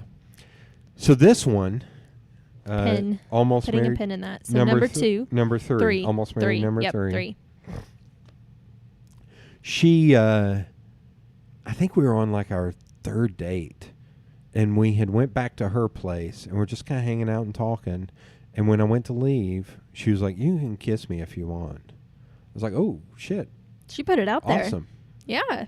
Remember, we were just supposed to be hanging out. Yeah, not dating. She's not ready. So we made out for a minute, and I left, and I was just like, essentially floating on cloud 9 because I was like, "She's amazing.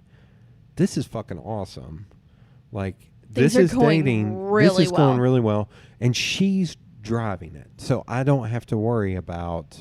It's not being pressured. It's not one-sided. Yeah, and also as someone who's been divorced for a little bit over a year, I don't want to also put her in a position where she feels like, well, I've got to do this because if I want to keep him. No, she was all about it.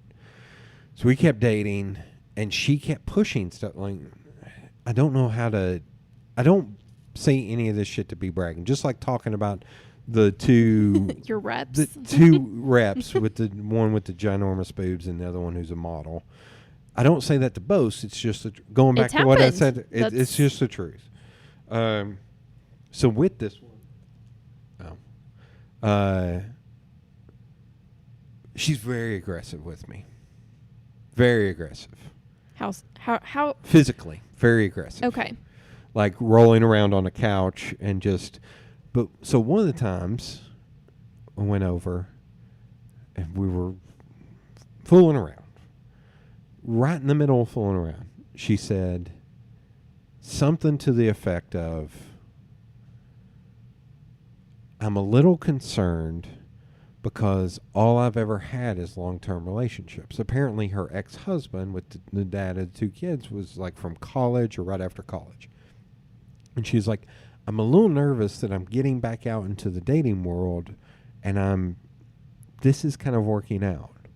And I'm worried that I'm not going to get to experience anything if I just settle into another relationship with you."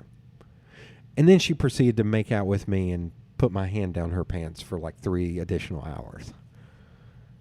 So talk about your mixed signals. That's what I say. What is it? The following is not just from my vantage point. This is literally what happened. So basically, she hadn't been laid in like a year and a half, and from what she said, a lot longer than that. Her husband.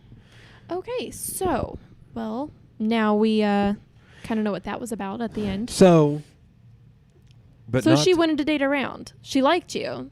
Yeah, but we kept dating. We kept dating for like another month. Like when she said that, like we kept dating, and she wasn't seeing anybody else. I wasn't seeing anybody else. Like it was fucking weird. And then, so we went out one night, and we had an amazing night. We went and saw a friend of mine play. But we were going out a lot, and we were trying. How much time were you spending together? A lot. Like, I would say we'd see each other maybe 3 times a week, 4 times a week. Like, maybe. Was she calling? No. It was texting. Because there was a lot of times, like, let's just text the time where we can meet, and then we'll talk instead of talking on the phone. But, yeah, I'd say about 3 times a week we were seeing one another. We were seeing each other pretty frequently. With her having 2 kids, like that was a lot. That says a lot. So that was middle October when we started, and then, but there's one night we had a great night, and this was on like a Friday night, and she came back to my house and she was like, I have an hour. I was like, okay. So we just aggressively made out. Like, we never, I will say, we never crossed the threshold. Okay. I was stuck on third base, which was fine with me. I was like, you know what? This feels like long term. I'm not going to do it. And plus, she's kind of religious. I was like, I'm not going to do that until she's feel. But that night, it felt like maybe we should. But I was like, I'm also not going to do this where we can't spend the night with one another. She had to get up at like 6 in the morning to go get her kids. I had to get up at 6 in the morning to go shoot photos at an event. She was like, we have 1 hour. And it was very aggressive without She's actually. trying to cram a lot in that hour. Yeah. Without actually. Ba-doom-ch. Sorry. Another softball. Sorry. But then, like, right in the middle of the makeout, she started asking me about religion. I was like, holy shit. And then While she's making out. Well, she stopped. And then I told her how I felt, and then we went right back to making out. And she left, and as she was leaving, she's like, it feels like you don't want me to leave. I was like, you need to get home. If you're going to take care of your kids more, it's like, no, don't. I was almost like, don't put this back on me. I was like, you need to go. And she's like, okay. She left. It was a Friday night. And usually we're texting every day. Like, Saturday I text her, and usually I either heard back from her immediately or heard back from her in like within 2 hours. Okay. So I text her Saturday, crickets. I'm like, fuck. And so I'm just sitting there, and I was at a very low point. I was trying to get some of my friends to hang out, and no one would hang out with me, which was not good for me. So I ended up just staying up all night, clenching my jaw. Because I was like, fuck, she's ghosting on a you. date. Yeah, she's on a date. out. She's doing something. So when she left the previous night, like, she never said anything like text, hey, I'm home, or anything else? Nothing about... No. I think we texted a little bit early in the day, and it did go back and forth. And then it was like, okay, I got to go see my kids, or I had to go do something, whatever it was. Okay. Now, this is mid-December at this point. So then, that was Friday night. So Saturday, I didn't hear anything back from her. Heard her from her Sunday morning before she went to church, but it was just kind of like, not an apology, which was very odd. And it was just kind of an answer to whatever question I asked. I was like, that's fucking weird. Okay. And we talked lightly, and I was trying to set up to see her again, and she kind of kept pushing it off. And then finally I saw her on Thursday. She was like, hey, I've got one of my boys. Can you come? I was doing a contract gig near campus.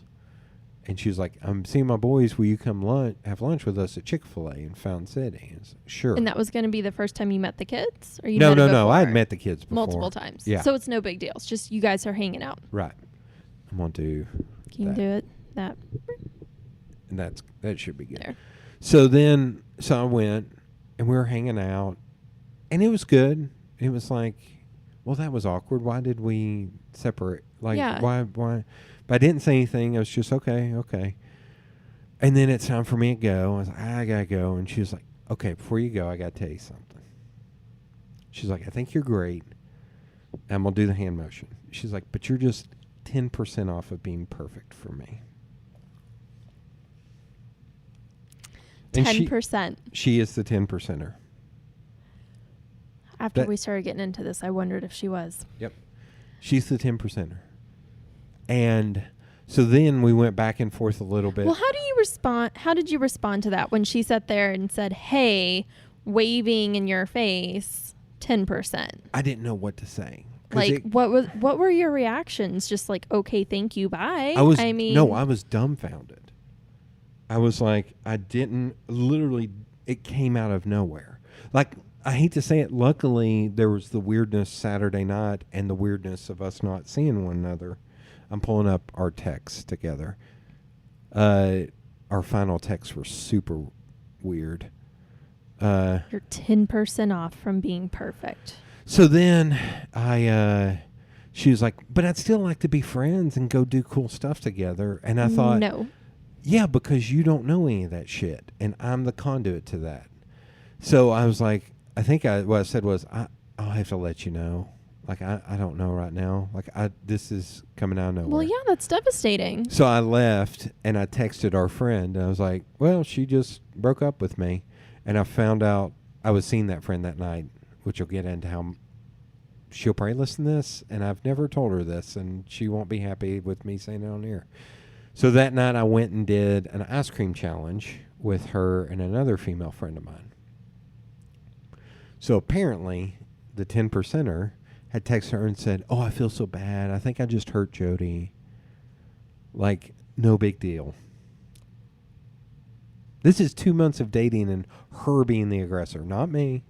Her being the aggressor. And there's part of me that's like, well, maybe I should have been. No, I shouldn't have been more aggressive. It would have actually shut it down sooner. I know that was the trip where I was like, I am an expert on dating. This is not how you break up with somebody. And I love telling that story to people now because it still hurts, but it doesn't hurt as much because I love watching the expression on people's faces. And how many people have said to me, what the fuck? Or, seriously, that's not what you say to people. If you want to think that, that. If you want to think that, think it. So, don't ever say that. So I told her I would think about it if we could still be friends or not. And I thought about it over the weekend. I was like, no, because I'm going to see her dating some shithead that's not as good as me, which is who she's with now. So that was a couple weeks ago that I saw that picture. Yeah. It was almost 6 months to the date, which I find fucking hilarious. It's like, I was right. Yeah. But I said, my text to her was, I've done some thinking. I don't think being buddies right now is in the cards. Not sure I'm ready for that yet. Maybe sometime down the line, but not right now. And I honestly thought that at 6 months, she would either be in one of those three scenarios or she would realize she kind of made a mistake and maybe we could go out again. Yeah. And I would be fine with that. I was like, because she's also not had a lot of dating experience and she couldn't realize the error of her ways. So she got back and said, I totally respect that, Jody, and understand. Again, I'm sorry and appreciate you thinking about it. I don't think she was as broken up as... It doesn't sound like she was invested. Like, she's just feeling everything out. But she didn't date anybody else. Which is strange because... Yeah. I don't... Oh, there we go. So that...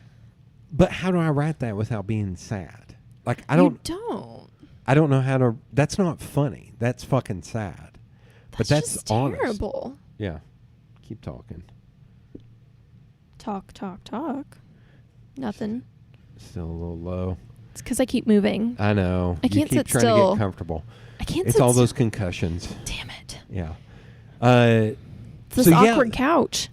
So every time I think about like how to start that blog and write it, I was like, I've got a bunch of funny stories, but the ones that have the most depth are not funny. Yeah, they're but fucking sad. But you're gonna get that with dating. Like that's how it is. Because you get invested. Okay, so that was Almost Married number 3, aka the 10%er. 10%er. So it's weird. Like, I haven't seen her since. Oh, I take that back. She came to one of my social media events in January.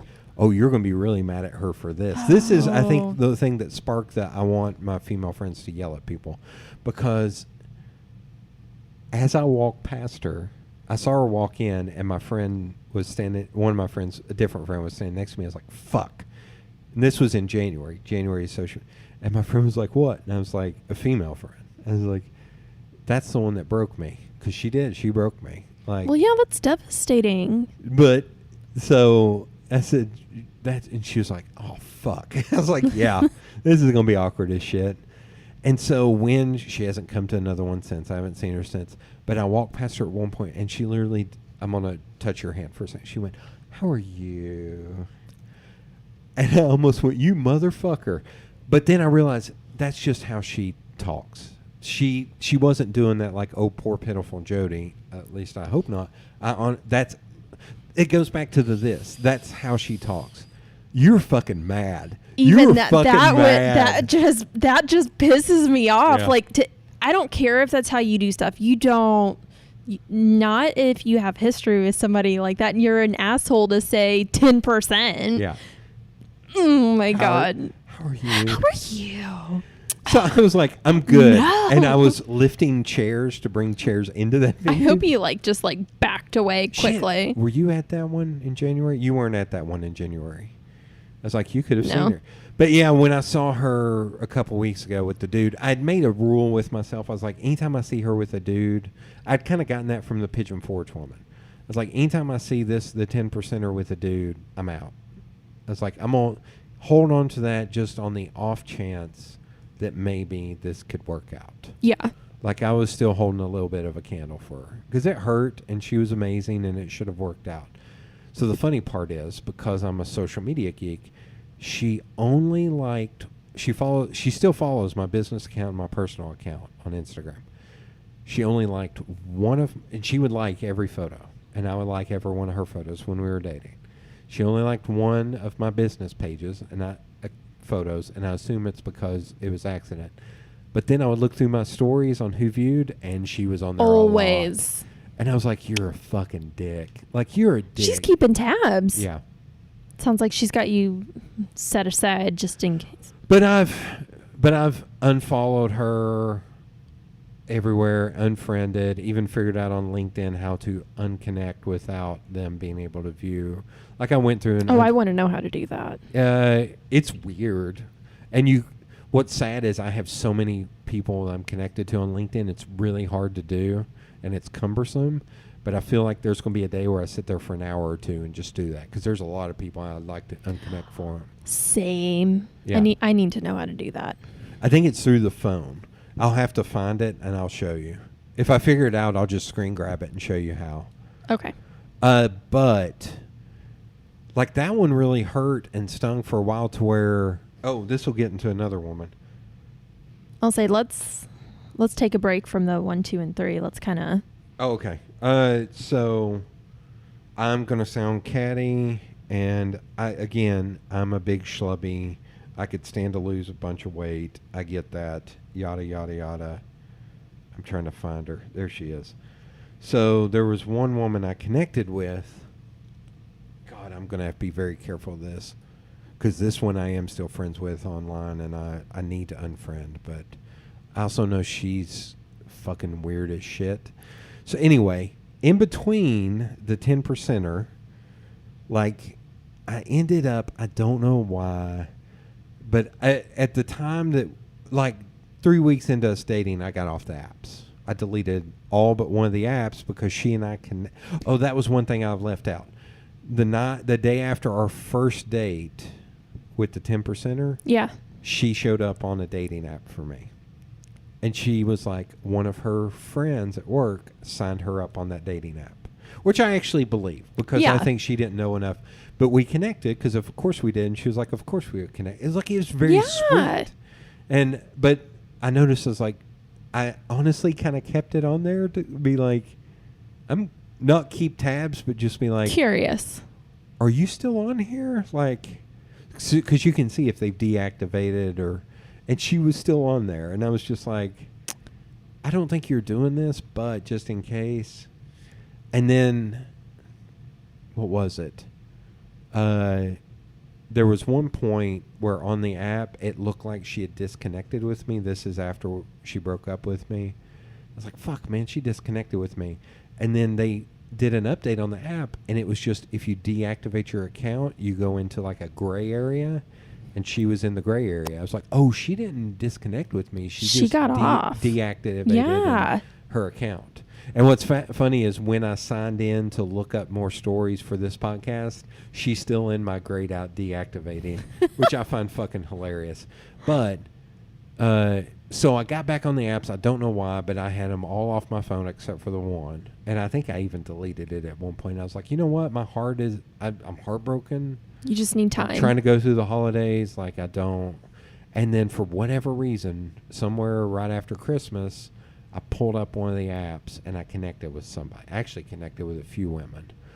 And one of them completely ghosted me, which was hilarious. Like, we connected and we set up a date on a Sunday for like brunch, and she messaged me on the app that morning and said, "Hey, I'm not comfortable being on the apps anymore. I'm sorry. I hope to meet you in the real world," and disconnected and deleted her account. That's weird. I was like, that's weird as shit. But one of the women that I connected with, we actually went out on a date, and it was super weird because she was kind of an arrogant the whole time. And here's why I say I realize I need to lose like 50 pounds. All of her photos were 2 years old, and she was probably 30 to 40 pounds heavier than her photos. I'm not saying anything. I know I'm a fat bastard. I'm not saying that to be super judgy. But the funny part is, a mutual friend said, "I heard you all connected. I love the both of you. I hope this works out." And I told him later, I was like, her photos weren't updated. He's like, I kind of noticed that. I was like, okay. She's aware. She knows. Yeah. She doesn't. So we went out on that one date, and honestly, at the end of that date, I was like, you know what? I'm kind of not interested. She's too arrogant for me. And so, but I was like, you know what? I'll give it a second shot. Maybe she was just off her game or whatever. So then I tried to set up a second date from her, and she didn't Nothing. ghost, but she just nothing. And I was like, and then I saw her at an event 2 weeks ago, and I watched her see me and immediately dart. I was like, you're an idiot. Like, you're an idiot. We're still friends on Facebook, you dumb. I'm going to unfriend her on Facebook right now. Say why we're thinking about this. Yeah. Okay, so you've mentioned like a few times, well, maybe they're off their game. Maybe that first date could go better. So you give it a second or third chance. Right. How many times? Oh, that's happened a lot. Lots? Yeah. Okay. Okay, here, I'm going to unfriend her. I'm actually going to see if I can find. So here's a more, hell, you may be friends with her. There's a more recent photo of her. I don't know her. Thank God. And then here's a photo that was on her dating app. So I'm not nuts. Like, no, there's a difference. and There's that photo a is from visual 2015. difference. That photo is from 2015. We are in the world of constant selfies, and she's going to do photos from 4 years ago. That's not a good sign. I want to unfriend. Damn it, Facebook, let me unfriend. Oh my God.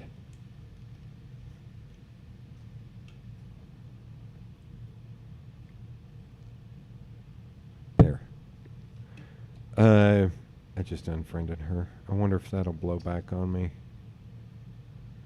I'm just trying to see. Let's see. Well, also, so you've said it's happened multiple times Yeah. that you'll give multiple opportunities. Right. Do you think, what kind of percentage does that usually just fail? Most of the time. Most of the time. Do you think you're being too generous? No. I think it's the That's right just thing how to do. much time it. Yeah. I think sometimes it's just somebody could be off a little bit. And I think back to all those times I got dumped because I said the wrong thing or I made a stupid joke. And when I say that, I don't mean like I made a pervy joke.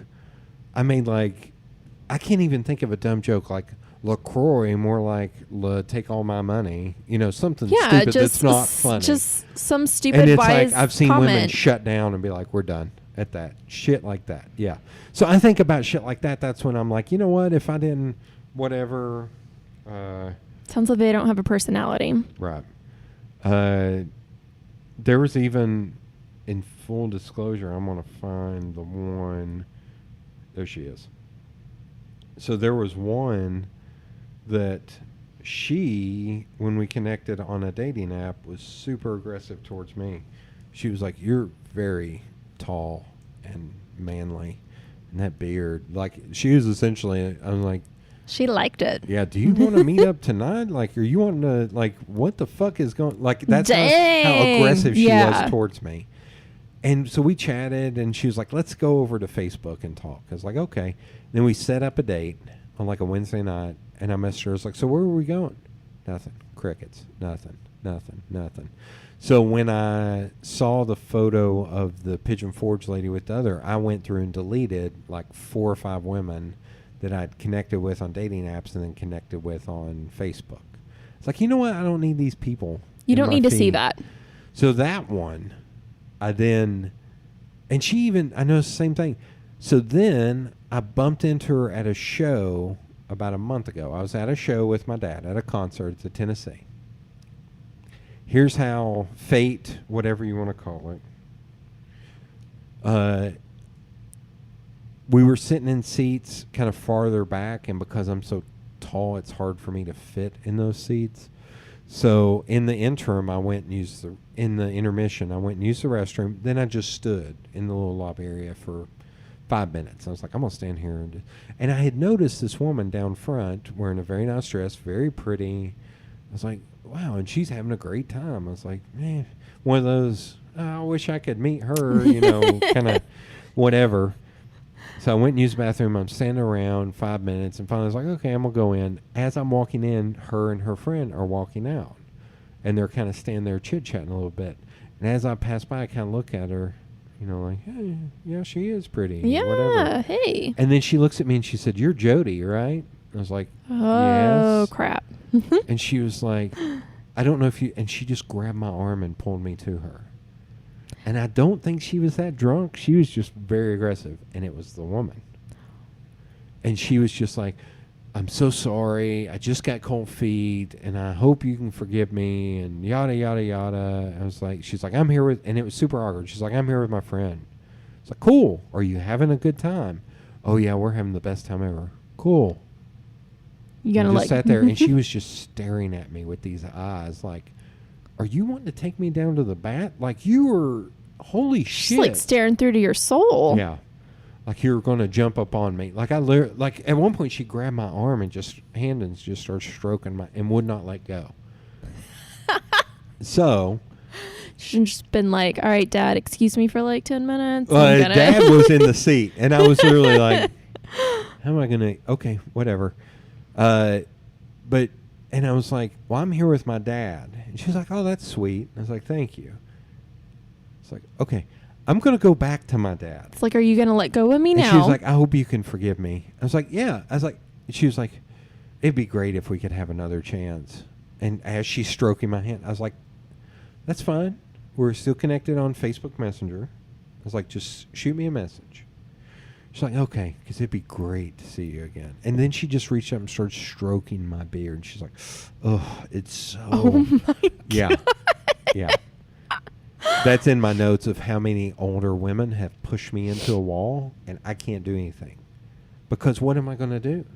I'm a big dude. If I do anything, I'm fucked. Like, I'm the villain. Yeah. But I've literally had a woman push me into a wall and just start stroking my chest. Yeah, it's happened a lot. What's the count on that? A lot. Like over 20 probably. I don't even know. I've Jeez. lost count at this point. It's happened a lot. I even had one woman get mad at me, and here's somebody that I've known for a long time, and she started putting her finger in my face. She was drunk as shit to where I could see her husband behind her. Literally, she was pushing me into a corner here, and she's tiny. And I watched her husband behind her sober up and be like, honey, please stop. Honey, please stop. Please stop. Whoa. Please stop. Please stop. And I mentioned this to one of our mutual friends later, and I said, yeah, she and I don't really get along with her. And he was like, why? She's great. And I was like, well, she is drunk. He's like, oh, shit, that's right. She's from Boston. When she gets drunk, she gets angry. It's like, yeah, and she literally put her finger in my chest, and I can't fight back. No. I can't fight back. That's why I need a gaggle yes, of you female do. friends Your little gaggle. to take care of me in those situations. So this one, she literally started grabbing my beard and she was having a moment.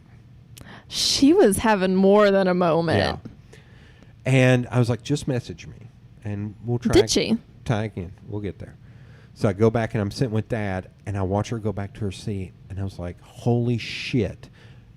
When Dad and I leave, I'm going to have to explain this crazy chick. Because she's going to grab you. She's going to accost you. Yeah. In front of my dad, and I'm going to have to go, Dad, I need to walk away from you for a second. Pardon me, Dad. Yeah. And, but her and her friend leave like 10 minutes before the show ended. It was super weird. Like, they were so into it. And they left, and I was literally, I almost collapsed because I was so happy. I was like, I'm not going to have to. And I literally walked out in the lobby and was looking around for them, but they were long gone. I was like, thank God. Thank God. So I go in and I check my message later, and I was like, I'm trying to remember her name. And I looked up her name, and I found the message, and I saw that she did ghost me. And just because I was curious, I looked at her profile. I was like, she's very attractive and all that. And then I noticed on her profile it said she was in a relationship. Ew. I'm going to pull that up now because I'm curious if she is still in a relationship. That's why they left early. That friend said, hey, contain yourself. No, her friend didn't see any of that. Her friend walked away at that point. Oh, shit. So she didn't see her molesting my beard. That's just a whole lot of weird. Yeah. God, am I going to be able to find her? Why can I not find her? Did she block you? No. What the fuck is that? Oh. Let me see. But yeah, that was one. So that goes into the, sometimes it gets super awkward to where I get accosted and stuff. Holy shit, did she delete the message? Oh my God, I think she deleted the message, unless I'm spelling her name wrong. Oh my God, I think she deleted the message. I didn't realize you could do that. Well, that's weird. I thought you each had to delete it off of your side. Maybe I don't have the right name. How big of an asshole would I be if I've got the wrong name that I'm looking for?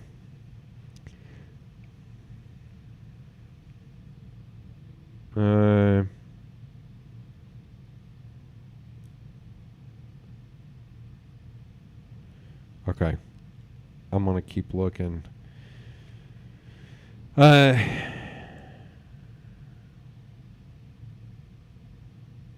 That's weird. I'm seeing messages that never got responded. Like somebody saying, hey, someone will recommend you as an amazing graphic designer. That's kind. How may I help? Hey, ma'am, wanted to check back in. Checking one more time. How may I be of assistance? And nothing. Nothing like getting ghosted. Oh. Yeah. That's going off. Stop.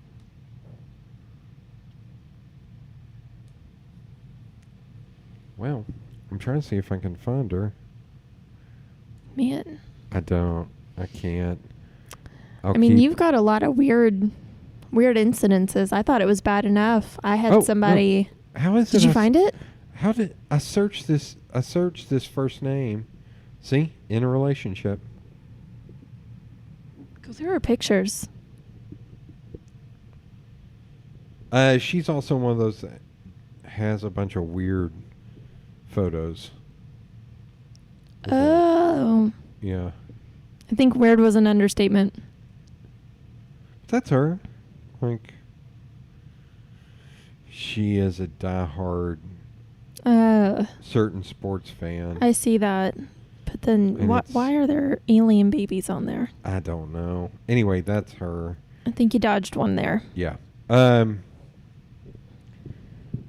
Okay. Shit, I feel like you were asking a question and then... I don't even know. Have I given second chances? Yeah. I would have given... You know what? Second chances, yeah, but what about like third and fourth chances? Again, do you think that might be... Again, this would have been one that... Again, I feel like an asshole for saying this. she would have been fun. Yeah. But that would have not gone any further. Yeah. But there's also part of me that's smart enough to go, don't stick your dick in crazy. So there's part of me it's like, let's pray for the best. I was just having a low moment because that also came, some rebounding. during a dry spell. Yeah. And still a little bit heartbroken and all that. There was a point, I think it was like maybe even way into like early March where I finally started like it took a long time for that one to heal. I mean, that's... And in March, and one of my buddies was like, I'm finally feeling better. He's like, I can tell. You've been different the last couple of days. He's like, I can tell. Yeah, that's like, hard to come back from. Yeah. You don't hear shit like that every day. No. God. Oh, you want to get into Almost Married number 2? Yes. That one may even be worse. It gets worse.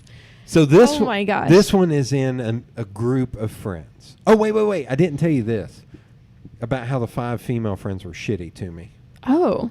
Yeah, you said guys were good, females So that shit. night, we went and did an ice cream eating contest. Yes. And I'm sorry, my friend who's listening to this, and if we need to talk after this, that's fine, but I'm going to guess you may not listen to this. Or you may do it. We went to an ice cream eating contest. I tell you what, I'm going to tell you right now on here, once you hear this ice cream eating contest, text me that you heard this. Okay? Because I'm not going to mention your name. But it hurt. What you said hurt. Her and the other woman are married and they have kids. So the ice cream person number 1, ice cream person number 2.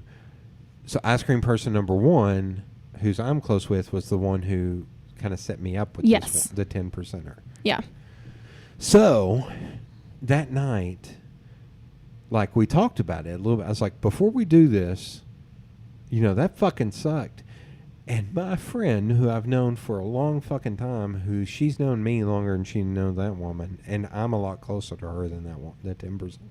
She said to me, that's got to be tough, I don't know what you need to take it easy on her, because I don't know what I'd do in that situation.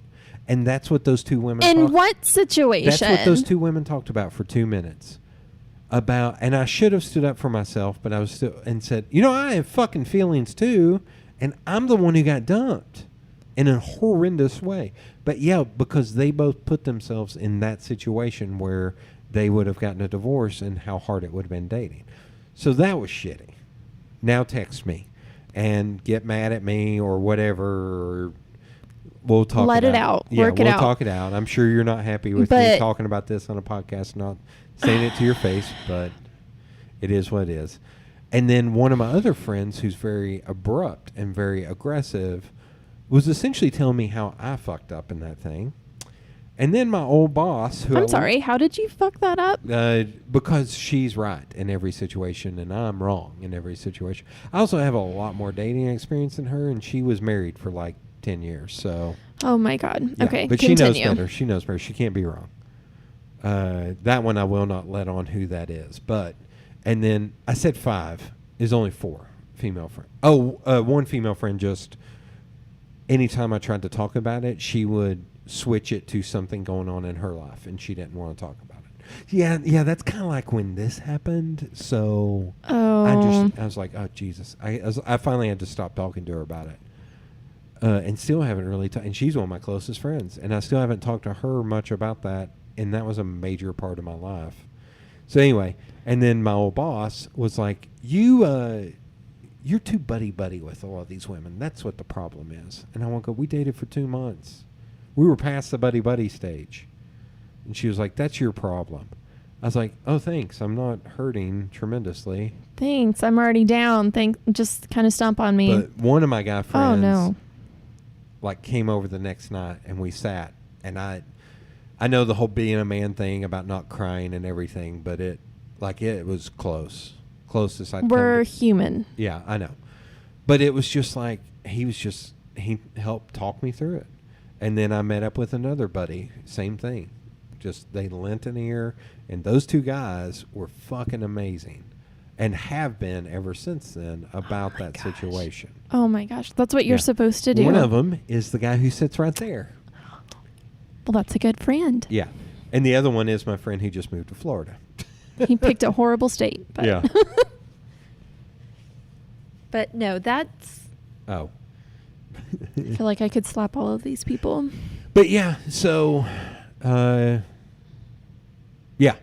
So marriage, almost married number 2. Mm-hmm. So Number 2. She was in a certain group of friends and was one of those that the guy she dated before me, I thought was her gay best friend. Like, he's very swishy, very gay. Swishy. Not that there's a damn thing wrong with that. Ton of gay friends. I'm just trying to grasp what swishy is. He's very... Swishy. Swishy. He literally talked like this. Like, I've had gay guy friends who've been like, yeah, I thought he was gay. We all thought he was gay. Okay. But he was dating this woman. I'm trying to think what I can call her. Miss Pick Me Up. I'll get to that in a second. I remember Pick Me Up. Oh, okay. Okay. Yes. Yes. Now you know, Miss Pick Me Up. Yep. So, oh, yeah, she won't hear this. So, If not, but she was in that late. group of friends, and our first date, I thought I was just giving her a ticket to a show, and it was a date. Like, she was 2 years older than me. I was 35, so she was 37. And she had broken up with that dude. I didn't know that. I was just inviting her to a show because I had an extra ticket. I always thought she was awesome, but I didn't know much about her. And Yeah. from So you were just gonna it's like just give her hanging the out. And ticket, she was like hang out. okay, after this, let's go to the bar and have a beer. Let's go out. Oh. It's like, oh, shit. I was like, fuck, I wore shorts, man. I would have worn pants had I known this was a date. That's a weird thing with me. I like Official attire. I like to be respectful. Like, I like to actually dress nice, which will come up on another one. Oh, boy. Or I'll just do the short version of that. Oh, Miss Sweatpants. I'm going to give you these 2 quick ones. So that one was a woman who worked at a place where I used to work, and my boss, the same one who was shitty to me, although I think she'll listen to this. I'm sorry, boss. I'm sorry, but you were shitty to me. But she tried to hook me up with this Miss Sweatpants. So I showed up. I put on pants. It was a group thing, so a bunch of people from work came. So she showed up in sweats. And I was like... To a work outing? No. Or to just a like, hookup. To a hookup at a bar. Like it was She's a bunch... making it easy. Yeah. And I was just like, okay. And she was very non-responsive and everything. And she wouldn't talk, really. And then when she left, my former boss walked out with her and said, what the fuck was that? And she's like, well, I'm kind of seeing my ex and yada, yada, yada. And she's like, oh, shit. So that didn't work out. And then I saw her on one of the dating apps like 2 weeks later. I was like, she just wasn't interested. But she saw a photo of me and said she thought I was attractive and would like to go out with me. She told But she wore sweatpants. Yeah. That and was I was a like, I fucking wore blanket. pants to this. That's a blanket no. So there was her. Where is Miss Sweatpants? And then there was another one that we met on an app, and we had a bunch of mutual friends. And she showed up on 2 dates dressed like she was going to be working in her garden that day. Like, she dressed so down. She wore yard attire? Well, she wore, like, shitty jeans that were, like stained and... Yeah. I guess I don't have Miss Sweatpants on here. Holy shit, how do I not have Miss Sweatpants on here? Put her on. Oh, I need to take pregnant at 18 off of here. Yeah. But yeah, so she showed up, and after the second one, she was one that I gave another chance to, and then after the second date, I was like, why the fuck did I even give her a second chance? I was like, oh, there showed up in sweatpants. I did have her on here. But she was one to where I was just like, I shouldn't have even given her the second chance. And we're still friends on Facebook, and I bump into her every once in a while, and it's a little awkward. But I almost want to go, I put on pants for both of our dates. Like, I don't know how to. You wore sweatpants, like. Oh, not sweatpants. This is the other one who dressed in like garden attire. Or either way, it was just like.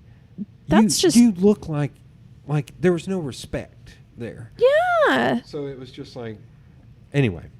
It's not like you're going to your friend's house to hang out. Like, you're going out. Yeah, we met out at a bar and then out to eat. You're out. Yeah.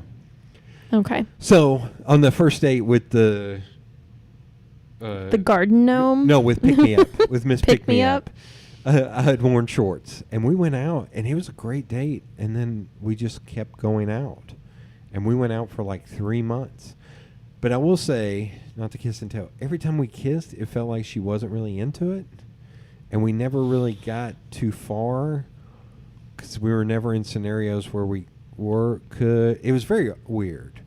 But we were seeing each other like every night, pretty much, or like 5 nights out of the week. That's a lot. And then when we were doing lunch like 2 or 3 times a week. Like we were seeing each other a lot. That's pretty significant. Yeah. And so we were dating for like 3 months. And then the night before I left, 3 months. The night before I left to go to Cleveland for a conference, this was a Thursday night, she came over to the house. And we were hanging out. Oh, wait, I got to explain. Also, you got to explain her name. Miss Pick Me Up. Oh, yeah. She was also the first one who made me feel like I wasn't the lucky one. She kept going, "Oh, no, I'm so lucky to have found you. You're a great guy." And but the Miss Pick Me Up thing came from, I think it was our second or third date. She came over to the house. I cooked her dinner, and I walked her out to her car, and we were like a foot away from her car, and I said, "I should pick you up and take you to your car." And she was just like, yes, you should. So I picked her up, and she literally went, and I sat her down. So then, from then on out, she made me pick her up and carry her over a threshold to her own house, or take her to her car. And there was one time where we were at Downtown Grill and Brewery with a couple sitting in the back. I walked her through the restaurant out to her car, which was on the road, and she's standing by her door saying, "You have to pick me up." So I picked her up, took one step, set her down like that. And then I turned around and noticed everybody sitting on the front little area at Downtown Grill and Brewery going, "What the fuck did we just see?" It was so funny. But she did that all the time. And that's how she got her kicks. Yeah. Let's see. First one to make me feel like I wasn't the lucky one. At 35, that's still fucked up. So then, the night before I left for Cleveland for a conference, so I was going for 5-6 days by myself. I was going to be in a car for 8 hours up, 8 hours down. And this was still early in this conference to where I wasn't really seeking out any friends. I would just go to the conference. I think this was either this year or the next year where I actually started seeking people out, because I was like, I need friends here. So this is fucking weird to just dump into about. So went to the conference. Not before I left for the conference. Going to be in the car alone for 8 hours. She pulls this shit. She comes over to my house after 3 months, and she was like, she said 3 things. "You're the only guy I've ever dated with this shit together. You're one of the nicest people I've ever met in my life. But there's no physical attraction here."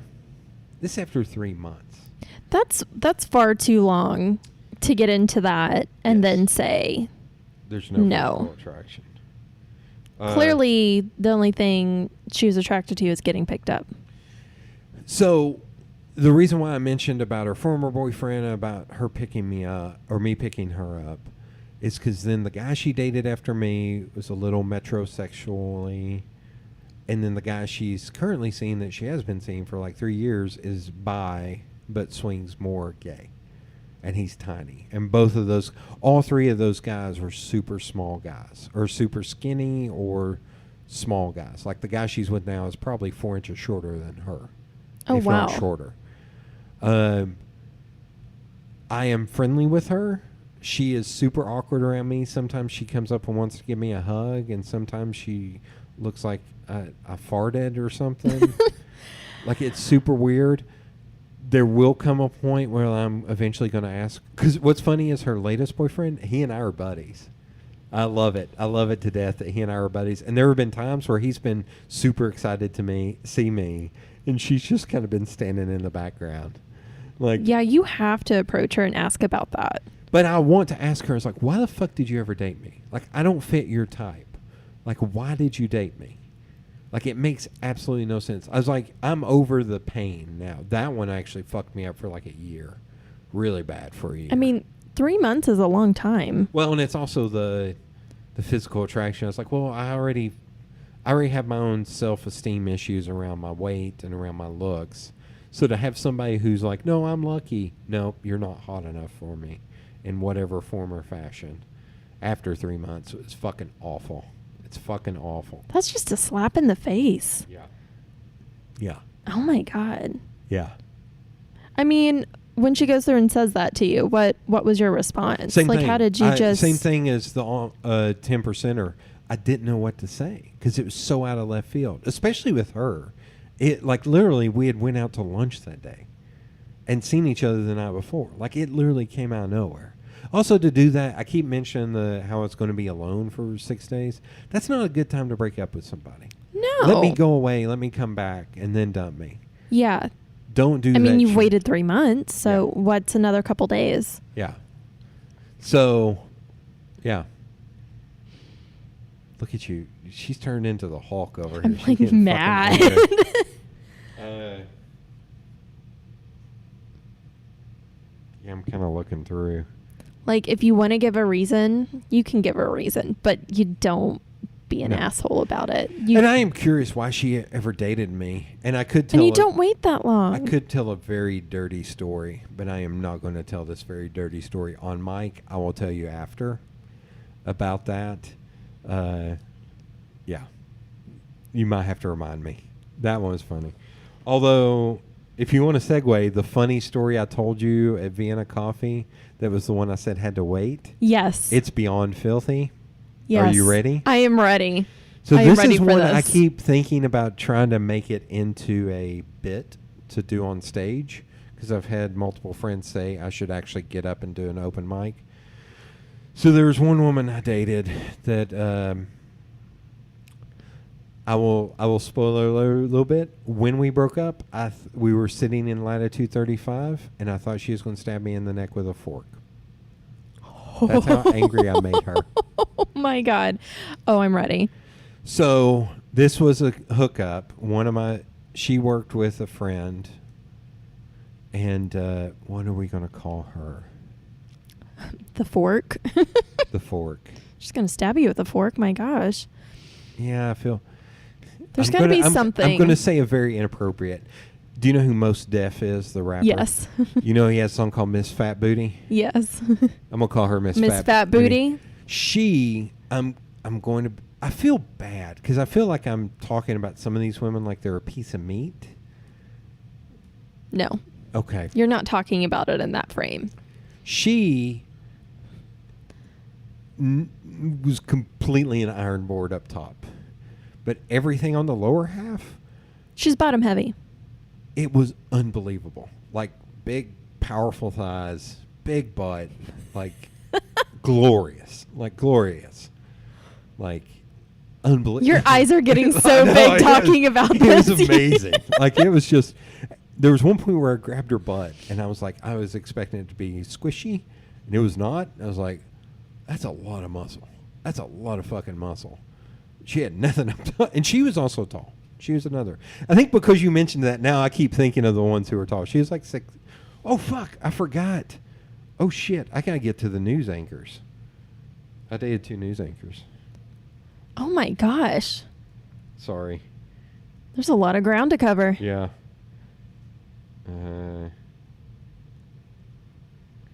So anyway, Miss Fat Booty.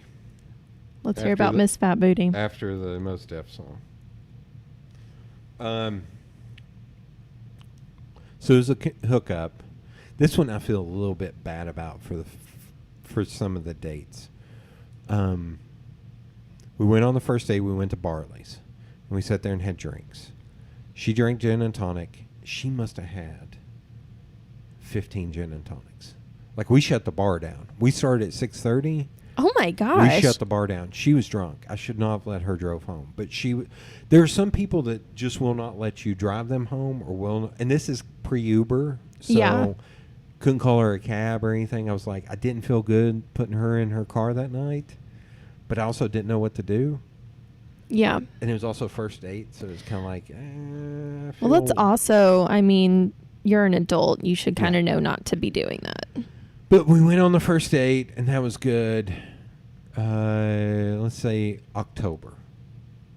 I feel like a lot of these have been occurring in the fall. No, but here's why I need to give, because I'm going to go ahead and give a little spoiler. I think we went on 6 dates, and those dates span from like October 10th to December 15th. Okay. So there was a lot of time in there where nothing was happening. There were times where I wouldn't hear from her for 2 or 3 weeks.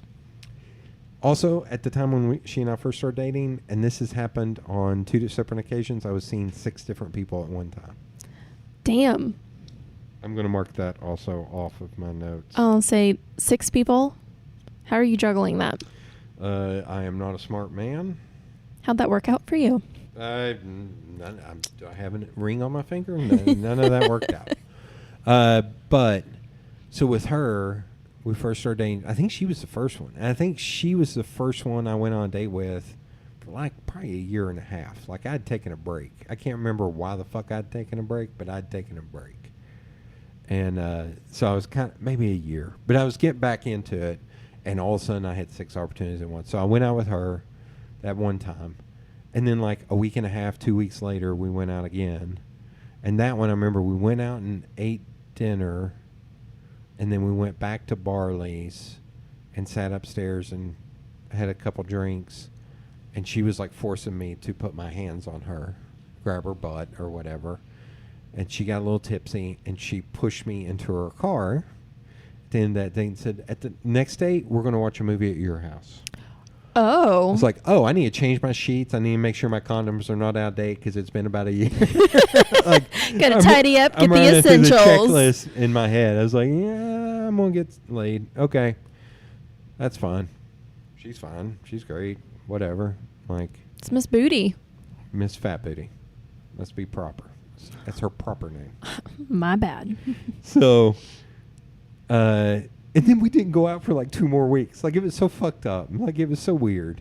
So is it because you're juggling others, or do you think she's juggling, or just time? She was not very it was kind of loosey-goosey and kind of non-committal. She was loosey-goosey, apparently.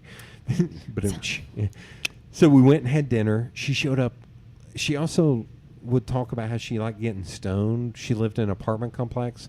She liked getting stoned with 2 young boys and her. I was like, is she fucking the young boys? Like, that sounds questionable. I think they're both of age. I hope they're both of age. And she was, I think, my age, same age or so. So she was like 33, 34.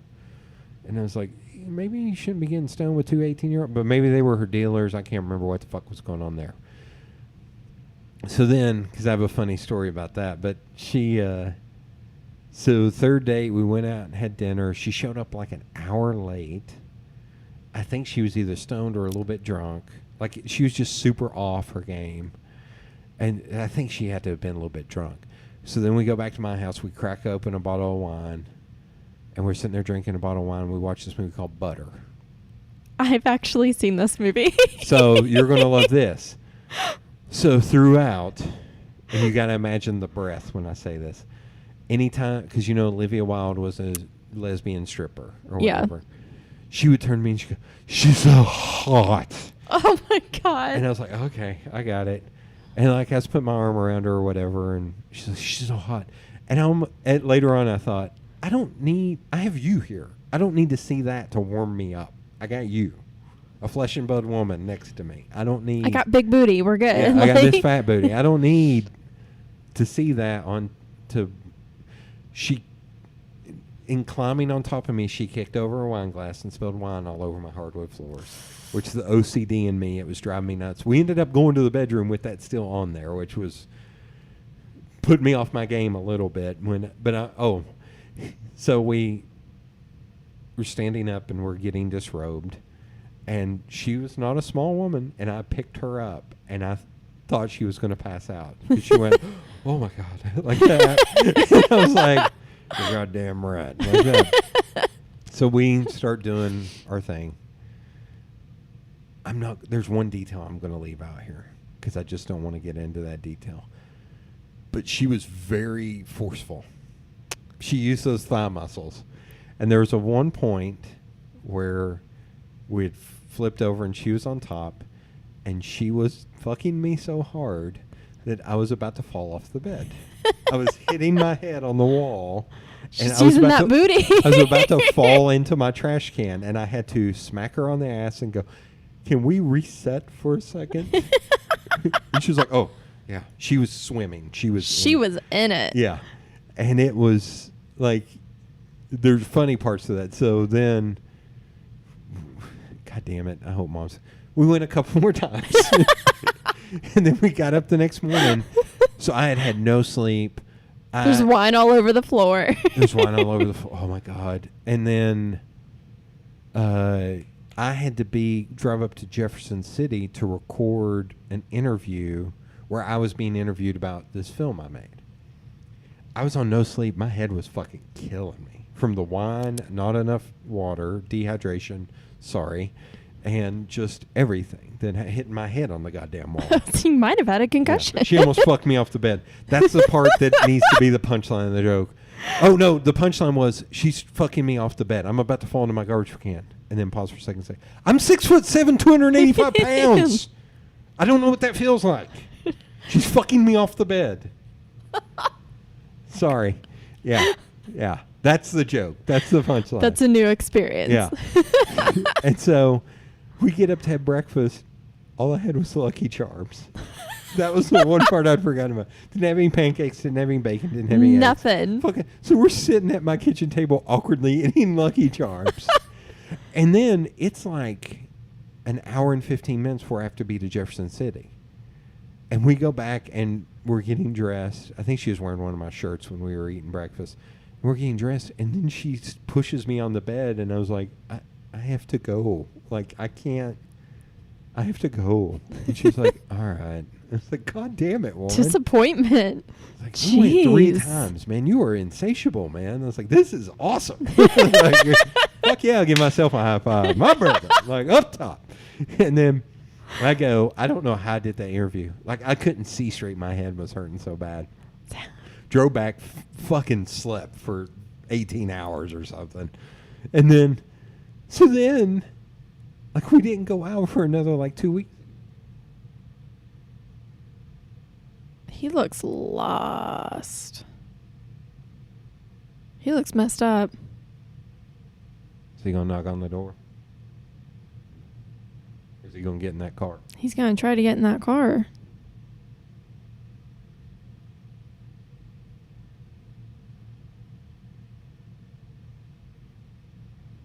He kind of walks like a little weeble wobble.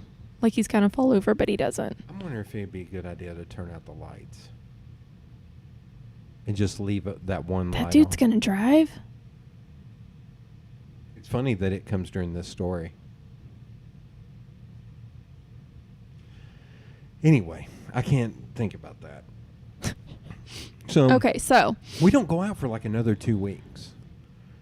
And so the apartment she lived in, so we went and had dinner on our next date. And then we end up going to a park. We had to pass her apartments to go to the park. And we got a bottle of wine, and we sat there at the park and drank the bottle of wine. And I was just like rubbing her leg or whatever. And she was like, you keep coming close to touching me on her hoo-ha. And she was like, if you do, I'm going to mount you on this bench. And I was like, part of me was like, okay. Okay. Yeah. And then she was like, no, we can't do that here. It's like, okay. Later on, I thought, one of us has an apartment, like, and my house is not that far away. Let's just do this. Why are we? It was so weird. And then I drove back to her car, and she aggressively made out with me for like 5 minutes. I was like, sorry to use the term blue balls, but it was just like, what the fuck are we doing? Like, we've already crossed that bridge. Why are we not? It was super weird. That's weird. I'm trying to think. So then, oh, fuck, we only went out 5 times in all that time. Then we went out again. And this time it's in December. So, I mean, there's a lot. That's a big time span. It was like, there was a point where she wanted to do something on like a Monday night, and I couldn't do that. So we met on like Wednesday night or whatever. We go into Suttrie's. It's super packed. We're trying to talk. She can't hear me. She gets up on the bar stool on her knees to hear me. She's drunk. Big shocker. One of the bartenders comes around and taps her and says, honey, you need to get down. She's like, but I can't hear him. And she was like, other people are going to see this and think they can do it. You need to get your ass down. And I knew the bartender was like, let's get down. I was like, actually, let's tap out and go somewhere else. Yeah. Because she was unhappy that she couldn't hear me. So we go to Latitude 35. We walk in there. There's a couple of people. There's like one dude at the bar. And there's 4 guys, gay guys, sitting 2 or 3 seats over from us. The fact they're gay doesn't matter. It's just funny because of what happens next. So we're sitting there talking. And she was, and I said something, and I wasn't being evasive, but I just said something, and she was like, wait, are you seeing other people? I said, yeah. And she just shut down. She went to the bathroom and cried for 10 minutes, came out, walked up to the person at the register or whatever and paid her tab and came back over. And that's when I thought she was going to stab me in the neck with a fork. She was so fucking angry at me for dating other people, even though we went on 5 dates in 2 months. But she almost fucked you off the bed. Yeah. So I have a funny PS to that. But so I was like, I just looked at her and was like, are we done? And she wouldn't talk to me. Oh, that's the danger zone. But as I'm looking around, I was like, if she does anything, I am fucked. Because there are 4 dudes at this table that are going to assume I did wrong. Everybody in this restaurant who works here is going to assume I did wrong because she just went in the bathroom and cried for 10 minutes. I'm going to have to deal with that dude at the bar. Like, I'm assessing the scenario. I was like, we need to get the fuck out of here. I was like, okay, I'm going to go. And so I got up, and she got up too, and I always walk women back to their car. Yeah. So I started walking, and then we hit a certain point where she went one way and I went the other way. And I don't think her car was that way. But I didn't care at that point. I was like, you know what? I can't do this. We hit Gay Street, and I took off to the right. She took off towards the left.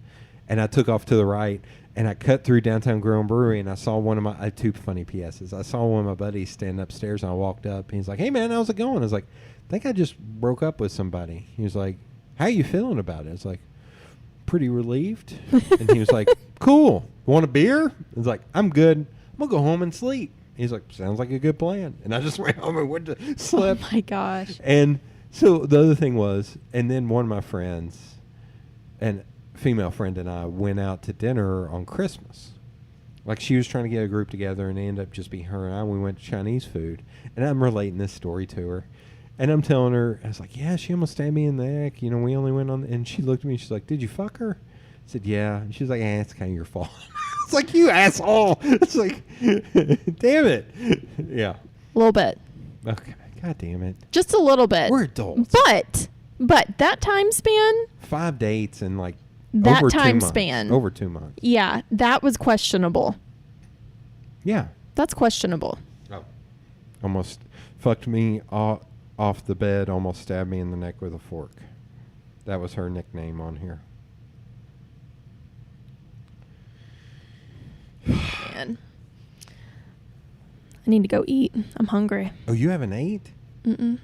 Fuck, we're not even close to being done. I know. Do we want to do how many more days do you got in town? We move the 15th. What is today? The 3rd. Does this, let's see, we've been doing 2.5 hours. Do you want to do a part 2? We'll do a part 2. Okay. We'll do a part 2. What was it? There was something else you had questions about. Find your questions. I will look for those questions. Because we've got a lot to cover. Yeah, because I still got to tell you about the time I went speed dating. There was a time I took 3 years off of dating. That I actually gave advice to one of my buddies. He went through a pretty bad heartbreak. I said, this is the best piece of advice I've ever come up with, and I don't know how I came up with it. But I took the 3 years off and became better with myself. And I told him, I was like, you're never going to be good for somebody else until you're good for yourself. So I'm going to mark off the 3 years off. But yeah, I learned that the hard way, and I imparted that upon him. He took like a year off, and now he's with an amazing woman. Well, So you've that's my assisted best someone else in the dating world. That's my best advice to people who go through On this journey. bad breakups. Like, take some time off. Be good with yourself. Go do shit by yourself. Don't depend on friends, because if you depend on friends, you're never going to fully heal. You're never going to fully heal. And how about we end part 1 with the current situation, because there may be a PS. Oh, yeah, that's right. You still got to tell me about the thing I showed you on my phone. Yes. The current situation I'm in, I am... Potential with potential. I think 3 dates in, and the third date was the middle part was amazing. The middle.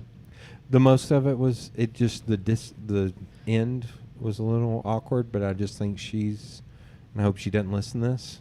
She probably has not made it this far. It was just a little awkward. I think she's a little awkward. I don't know how much experience she has. That's my honest opinion. That can happen. But that said, she's fucking amazing, and I would love for it to work out. But we'll see. So until next time, thank you for doing this, and I'll see you on part 2. Oh, yes, part 2.